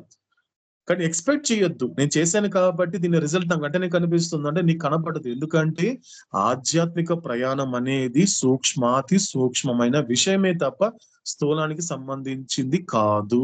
ఇది మనకి అవతాడు చెప్తున్నటువంటి మాట. కాబట్టి సో ఇక్కడ ఏం జరుగుతోంది, ఇక్కడ అవతాడు ఏం చెప్తున్నాడు మనకి, ఇక్కడ ఆ శరీరం విడిచిపెట్టిన తర్వాత ఆ యొక్క చైతన్యం అనేది కూడా ఎలా కనెక్ట్ అయి ఉంటుంది, బ్రతికున్నప్పుడే కాదు, శరీరం విడిచిపెట్టినా కూడా ఈ చైతన్యం అనేది ఆ సంస్కారాల మీదనే కేంద్రీకృతమై ఉంటుంది అని చెబుతూ మనకి ఇక్కడ అవతాడు ఏం చెప్తున్నాడు స్పష్టంగా అంటే, ఈ యొక్క ఇప్పుడు ప్రస్తుతము జరుగుతున్న ఇప్పటి నా కథలో ఏం చెప్పాడు, ఇక్కడ పొందినటువంటిది ఏంటి, ఎందుకంటే మనకి స్టేట్స్ ఆఫ్ కాన్షియస్నెస్ ఏం చెప్పాడు అవుతాడు, స్పిరిచువల్ అంటే రియల్ స్పిరిచువల్ పాత్ అంటే నాట్ టు గెయిన్ ఎనీథింగ్, ఏదో పొందడం అనేది ఏది లేదు ఇక్కడ. అంటే పొందిన దానిని గుర్తుంచుకొని సద్వినియోగం చేసుకోలేకపోవడం వలన అడ్డుపడిన దాన్ని మనము లూజ్ అవ్వాలి. అంటే ఏంటంటే ఇప్పుడు మామూలుగా ఆధ్యాత్మికత అంటే ఏంటి, మామూలుగా ఆధ్యాత్మికతగా పిలువబడే దాంట్లో 2 ఉన్నాయి. ఏం చెప్పాడు మనకు అవుతాడు, లేనిది పొందాలి, పొందిన దాన్ని కాపాడుకోవాలి. కానీ నిజానికి రియల్ స్పిరిచువాలిటీ అంటే ఏంటి, నిజమైన ఆధ్యాత్మికత అంటే ఏది పొందబడేది కాదు, ఆల్రెడీ పొందిన దానిని గుర్తుంచుకొని సద్వినియోగం చేసుకోవాలి. కాబట్టి ఇలా గుర్తుంచుకొని సద్వినియోగం చేసుకోవాలి అంటే ఇక్కడ ఉండాల్సిన మొట్టమొదటి లక్షణం ఏంటంటే కోల్పోవాలి, లూజ్ అని చెప్పాడు అవుతాడు. ఏం కోల్పోవాలి, శరీరముల యొక్క ఎరుక కోల్పోవాలి. అంటే శరీరముల యొక్క ఎరుక కోల్పోతే తప్ప ఈ మొదటి మానవ జన్మలోనే నాకు ప్రాప్తించినటువంటి బుద్ధి మరియు చైతన్యం అనేది ఫుల్ అండ్ కంప్లీట్ అనే మాట మనకి అవుతాడు చాలా స్పష్టంగా చెప్పడం జరిగింది.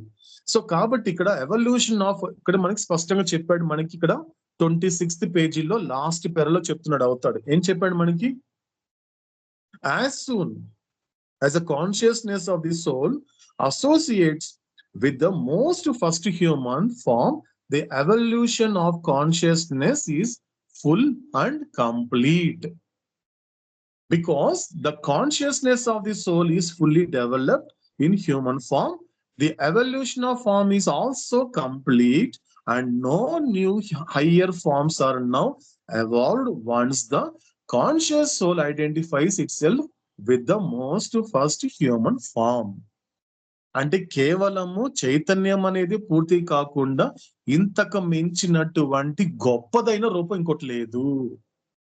మానవ రూపానికి మించినటువంటి గొప్ప రూపం అంటూ ఇంకా ఏది లేదు. ఎందుకంటే ఇదే చెప్తున్నాడు అవుతాడు, the process of the evolution of the consciousness is brought to a standstill, ఆగిపోతుంది, ఇంకా ఎవాల్వ్ అవ్వాల్సినటువంటిది ఏమీ లేదు. The human form is the highest and the most sublime form evolved during the evolution of consciousness. కాబట్టి ఇది ఎటువంటిది, highest and most Sublime అని చెప్తున్నాడు అవుతాడు. కాబట్టి hence in the human being consciousness is fully developed and the form moulded and cast after ages and cycles is the most perfect form or medium. చూడండి ఇంకొక మాట చెప్తున్నాడు ఈ ఫార్మ్ గురించి, not only highest, it's a perfect form. అంటే పరిపూర్ణత సాధించడానికి నీకు పరిపూర్ణ మాధ్యమం అనేది ఇప్పుడు నీ అరచేతిలో ఉంది, ఈ స్థూల శరీరం అనే పిలువబడే ఈ మాధ్యమం ద్వారా. చూడండి ఈ 2 పదాలు చూడండి, ఫస్ట్ హైయెస్ట్ అని వాడాడు ఫస్ట్ అవుతాడు, ఇక్కడికి వచ్చేసరికి ఏం చెప్తున్నాడు, పర్ఫెక్ట్ ఫార్మ్, పరిపూర్ణత. పరిపూర్ణత అంటే ఏంటి, స్వస్వరూపం యొక్క అనుభవం పొందడమే పరిపూర్ణత. కాబట్టి పూర్ణం నుండి సంపూర్ణంకి వెళ్ళాలి, సంపూర్ణం నుండి పరిపూర్ణతకి వెళితే తప్ప నీకు ఆత్మ సాక్షాత్కారము నువ్వెవరో నీకు తెలియదు. తెలుసుకోవడమే కాదు, అదే నేను, అహం బ్రహ్మాస్మి, ఆల్రెడీ అదే అయి ఉన్నాను అనేటువంటి ఒక అనుభవం అనేది కూడా అక్కడ సాధ్యపడుతుంది.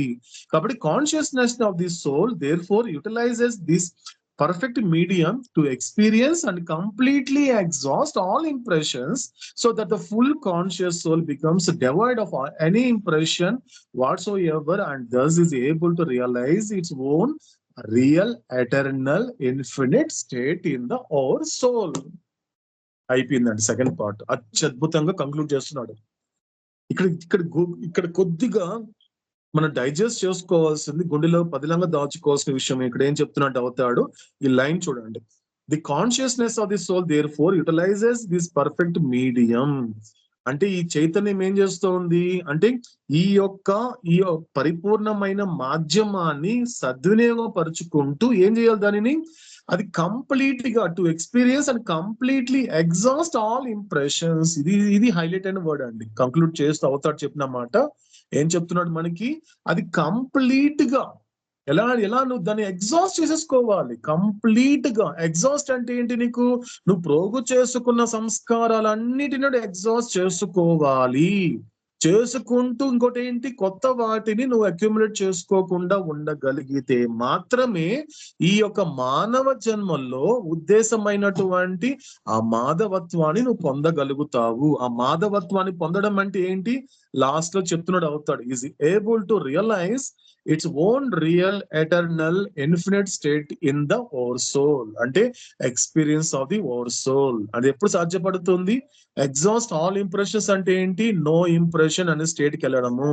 సో కాబట్టి సంస్కార రహితం చేసుకున్నప్పుడు ఏం జరుగుతుంది, వెంటనే బంధన రహితం అవుతావు. బంధన రహితం అవగానే ఏం జరుగుతుంది, విజ్ఞాన భూమిక మీద ఉంటావు. విజ్ఞాన భూమిక మీద ఉండడం ద్వారా ఏం జరుగుతుంది, పరమాత్మ యొక్క అనుభవం కలుగుతుంది. పరమాత్మ యొక్క అనుభవం ద్వారా స్వస్వరూపం యొక్క ఎరుక కలుగుతుంది. దానితో నువ్వు వచ్చిన పని పూర్తవుతుంది.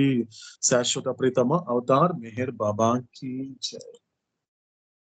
సో ఇదండి మనకి సెకండ్ పార్ట్. మనకి పేరా బై పేరా మనకి ఎక్కడి నుంచి ఏది చెప్పాడు అనేటువంటి అవతాడు చెప్పిన మాటల్ని సో మనం ఇంతవరకు ఆలకించడం జరిగిందండి. ఓకేనండి. సో ఏదైనా క్లారిఫికేషన్ ఉందండి, ఎవరైనా ఏదైనా అడగాలనుకుంటున్నారా, ఏదైనా చెప్పాలనుకుంటున్నారా?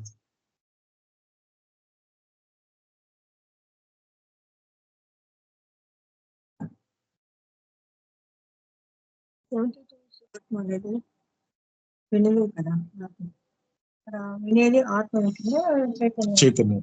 అది ఆత్మ ఉంటుంది, ఆత్మ ఉంటుంది 72 hours. ఇది క్లారిఫికేషన్. చైతన్యం అక్కడ ఆత్మ వినదు, అలా ఉంటుంది ఆత్మ. క్లారిఫికేషన్ సెక్షన్ లో ఉంటుంది. ఓకేనండి. ఇక్కడ దుర్గశ్రీ గారు అడిగేటువంటి క్లారిఫికేషన్, ఆత్మ వింటుంది అంటున్నావు కదా, నిజానికి ఆత్మ వింటుందా లేకపోతే అక్కడ వినేది చైతన్యమా అనేటువంటిది చిన్న ఒక క్లారిఫికేషన్ అడుగుతున్నారు. ఇక్కడ ఆత్మ అంటే, ఎందుకంటే గతంలో కూడా మనకి కొన్ని ఎగ్జాంపుల్స్ చూసామండి. ఆత్మ అనేది కూడా మనకి 3 రకాలుగా భగవద్గీతలో కూడా దాని గురించినటువంటి ఒక సందర్భం జరిగింది. ఫర్ ఎగ్జాంపుల్ భగవద్గీతలో ఒక అధ్యాయం ఉంటుందండి, ఆత్మ సంయన యోగము అనేది ఉంటుందండి. ఆత్మ సంయన యోగం అంటే ఇక్కడ అర్థం ఏంటి అన్నప్పుడు, సంయనమం అంటే కంట్రోల్ అండి. అంటే దాన్ని బట్టి ఆత్మ సంయన యోగం అంటే ఆత్మని ఎలా కంట్రోల్ చేయాలని కాదండి, అక్కడ ఆత్మ ఈక్వల్ టు మనస్సు అని అర్థం. ఇక్కడ అవతాడు భాష ఎలా ఉంటుంది అంటే, ఒక పదం, ఒక ఆత్మాని పదం ఒక చోట వాడినప్పుడు దానిని ఎలా అర్థం చేసుకోవాలనేది నువ్వు ప్రయాణం చేసి తెలుసుకోవాలి. ఇప్పుడు ఆత్మ సంయన యోగం అంటే అక్కడ సంయనం అంటే కంట్రోల్ చేయాల్సిన ఆత్మని కాదు, మనస్సుని. అంటే మనస్సు అక్కడ ఆత్మ అంటే మనస్సు. ఇకపోతే రెండో తీసుకున్నప్పుడు మన సాధారణంగా ఫలానా వ్యక్తి ఆత్మహత్య చేసుకున్నాడు, ఈ కమిటెడ్ సూసైడ్, ఆ పదం వాడుతాం. అంటే ఆ వ్యక్తి తన ఆత్మని చంపుకున్నాడా అని అర్థమా? కాదు. అక్కడ ఆత్మ ఈక్వల్ టు స్థూల శరీరము. ఆ పదాలు ప్రపంచంలో కొన్ని పదాలు కొన్ని సందర్భాలను బట్టి వాడుతూ ఉంటారు, ముఖ్యంగా ఆత్మని. సో మొదటిగా భగవద్గీతలో ఉన్నటువంటి ఒకానొక అధ్యాయం అయినటువంటి ఆత్మ సంయన యోగం అంటే అక్కడ ఆత్మని సంయనం కాదు, అంటే ఆత్మని కంట్రోల్ చేయడం కాదు, అక్కడ ఆత్మ ఈక్వల్ టు మనస్సు. ఇక్కడ ఆత్మహత్య చేసుకున్నాడు అంటే ఇక్కడ ఆత్మ ఈక్వల్ టు స్థూల శరీరము, తన శరీరాన్ని చంపుకున్నాడు అని అర్థం. తర్వాత మనకి హైయెస్ట్ అయినటువంటి విషయం ఏంటి అన్నప్పుడు ఆత్మ సాక్షాత్కారము. అతడికి ఆత్మ సాక్షాత్కారం కలిగిందండి. ఇప్పుడే మనకి అవతాడు చెప్పినట్లుగా, అంటే సంస్కార రహితమైనప్పుడు బంధన రహితమై విజ్ఞాన భూమిక మీద ఉంటూ పరమాత్మానుభవం ద్వారా స్వస్వరూపం యొక్క ఎరుక కలిగినప్పుడు అతడికి భగవత్ సాక్షాత్కారం కలుగుతుంది, లేక ఆత్మ సాక్షాత్కారం కలుగుతుంది. ఇక్కడ ఆత్మ ఈక్వల్ టు పరమాత్మ. ఈ విధంగా కాబట్టి ఇంతవరకు మన డెత్ గురించి మాట్లాడుతున్నప్పుడు ఇప్పుడు దుర్గాశ్రీ గారు అడిగినట్లు ఆ యొక్క ఆత్మ వింటుందా అంటే ఇక్కడ ఆత్మ ఈక్వల్ టు ఎరుక, చైతన్యము.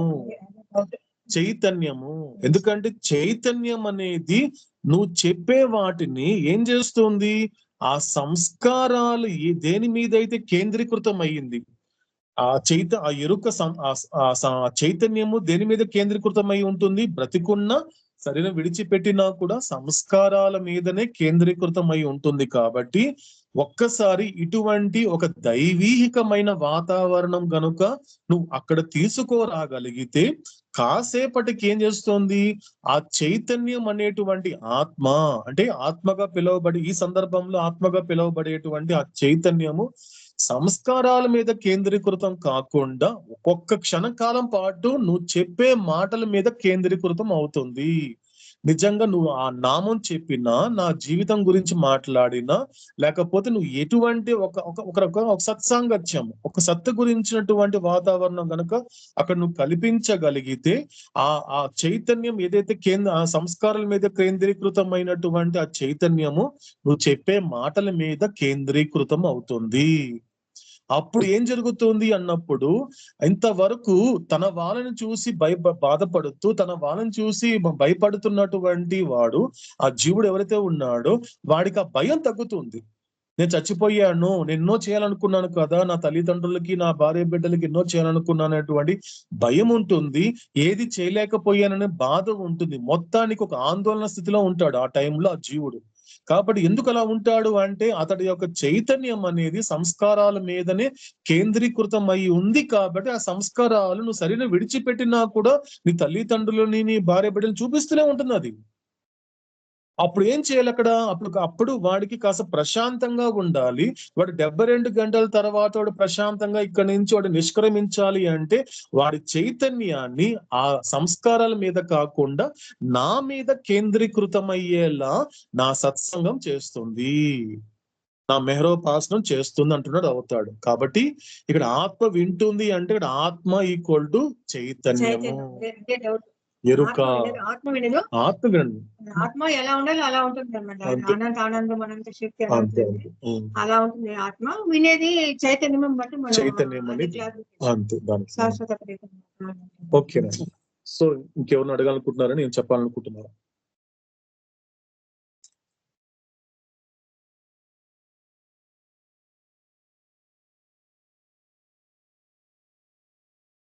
ఓకేనండి. సో క్లారిఫికేషన్ ఏం లేకపోతే సో మన యొక్క షెడ్యూల్ కంటిన్యూ చేద్దామండి.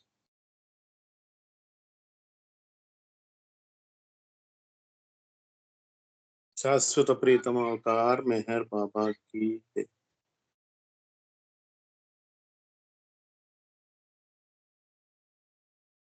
అంతా ఆతని ఇచ్చకు వదలి హాయిగుందాము, జై జై అంటూ జై మెహర్ అంటూ పాడుకుందాము.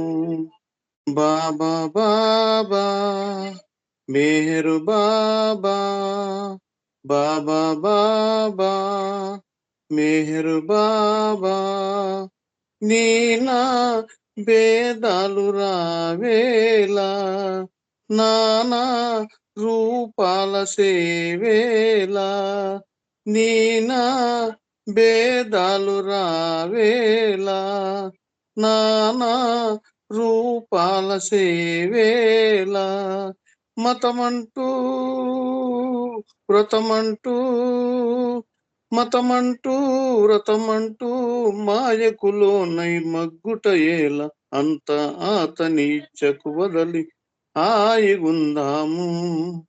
జై జై అంటూ జై మెహర్ అంటూ పాడుకుందాము. బాబా బాబా మెహరు బాబా. పూజా ద్రవ్యాల బాదేలా తాజా కుసుమాల వేటేలా. పూజా ద్రవ్యాల బాడేలా తాజా కుసుమాల వేటేలా. వేదాలు శాస్త్రాలు వేదాలు శాస్త్రాలు నియమానిష్టల పాటులేల అంత అతని ఇచ్చకు వదలి హాయిగుందాము. జై జై అంటూ జై మెహర్ అంటూ పాడుకుందాము. బాబా బాబా మెహరు బాబా. బాబా బాబా మెహరనుచు బాబా నామామృతము కొలుచు. బాబా బాబా మెహరనుచు బాబా నామామృతము కొలుచు.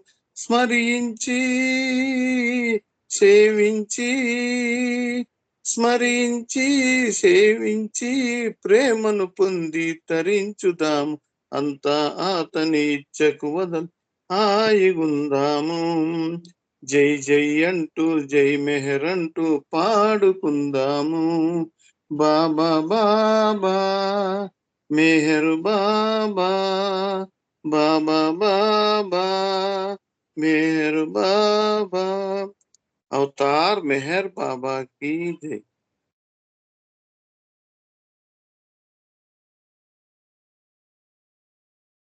शाश्वत प्रियतम अवतार मेहर बाबा की जय. सच्चिदानंद परमानंद मेहर बाबा विज्ञानंद.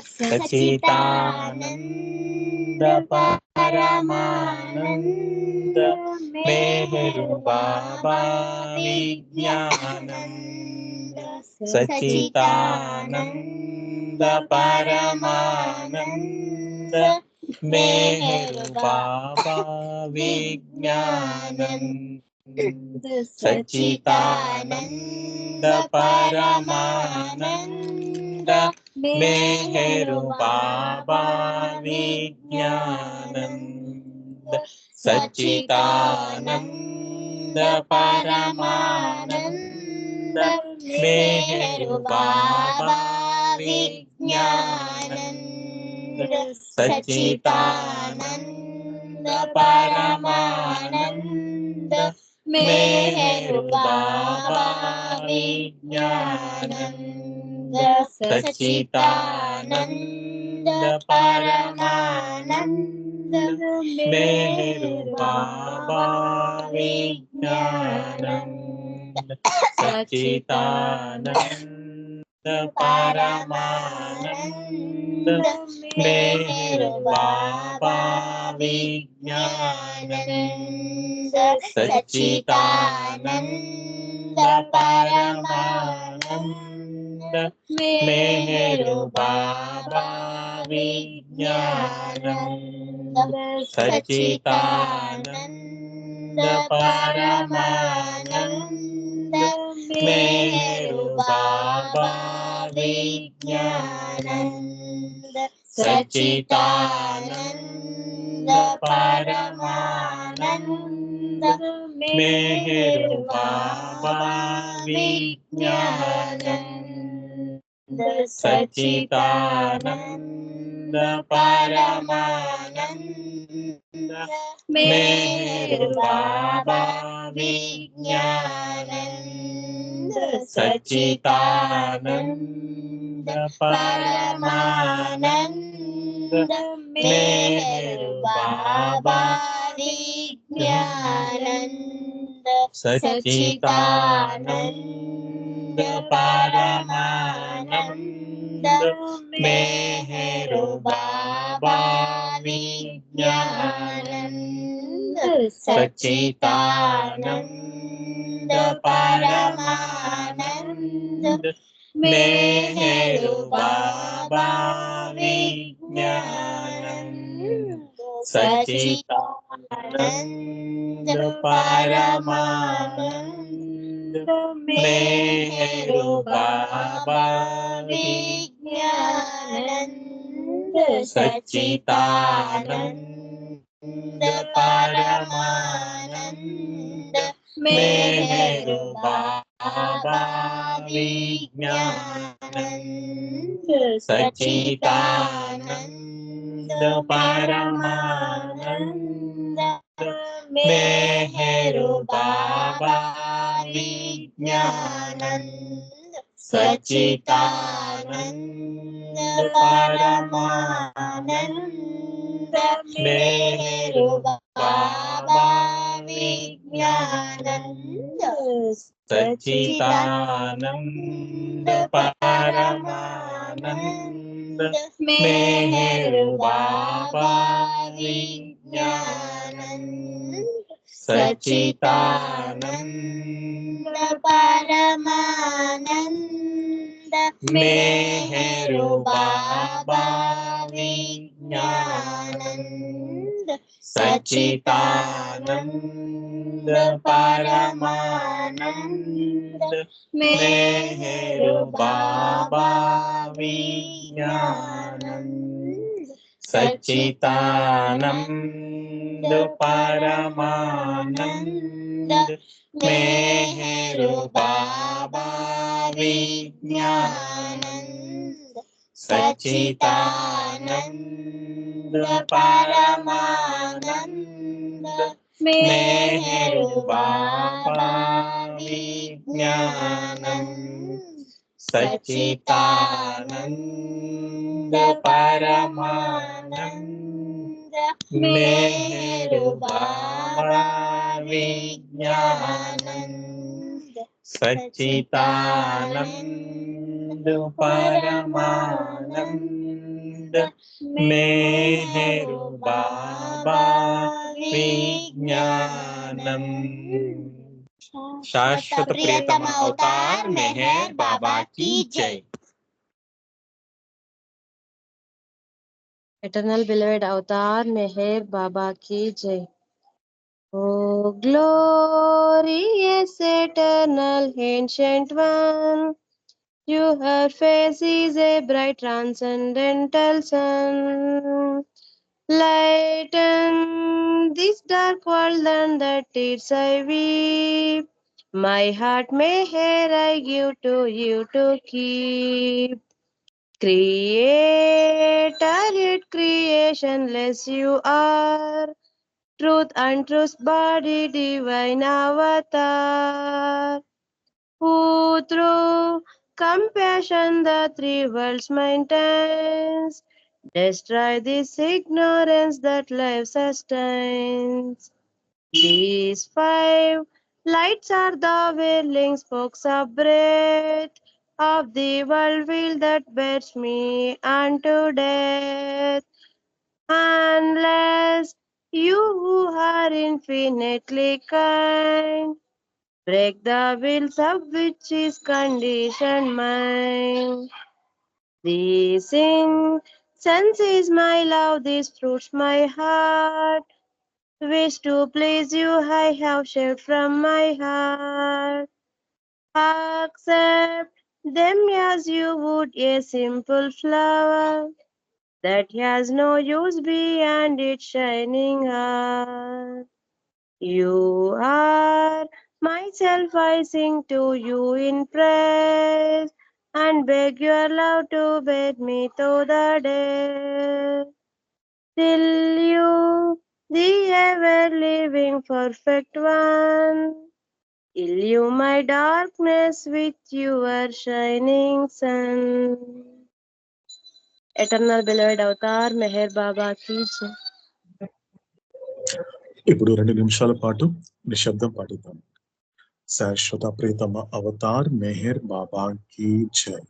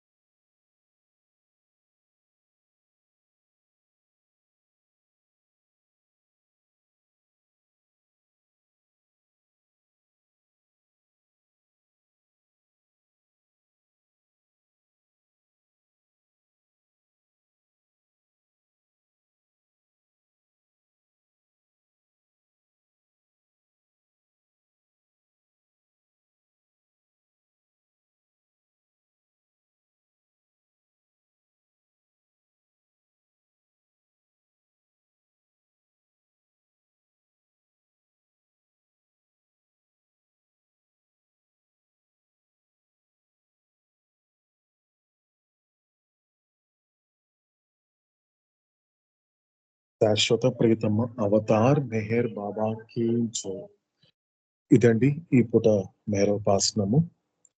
అవతారుడు ముందు ముందు చెప్పబోయేటువంటి మాటల్ని శ్రద్ధతో ఆలకిస్తూ ఎరుకతో నిత్యంగా నిరంతరాయంగా మెహరోపాసనం కొనసాగిస్తూ సహకరించని స్థూల సంస్కారాలని సహకరింప చేసుకునే ప్రయత్నం చేద్దాం.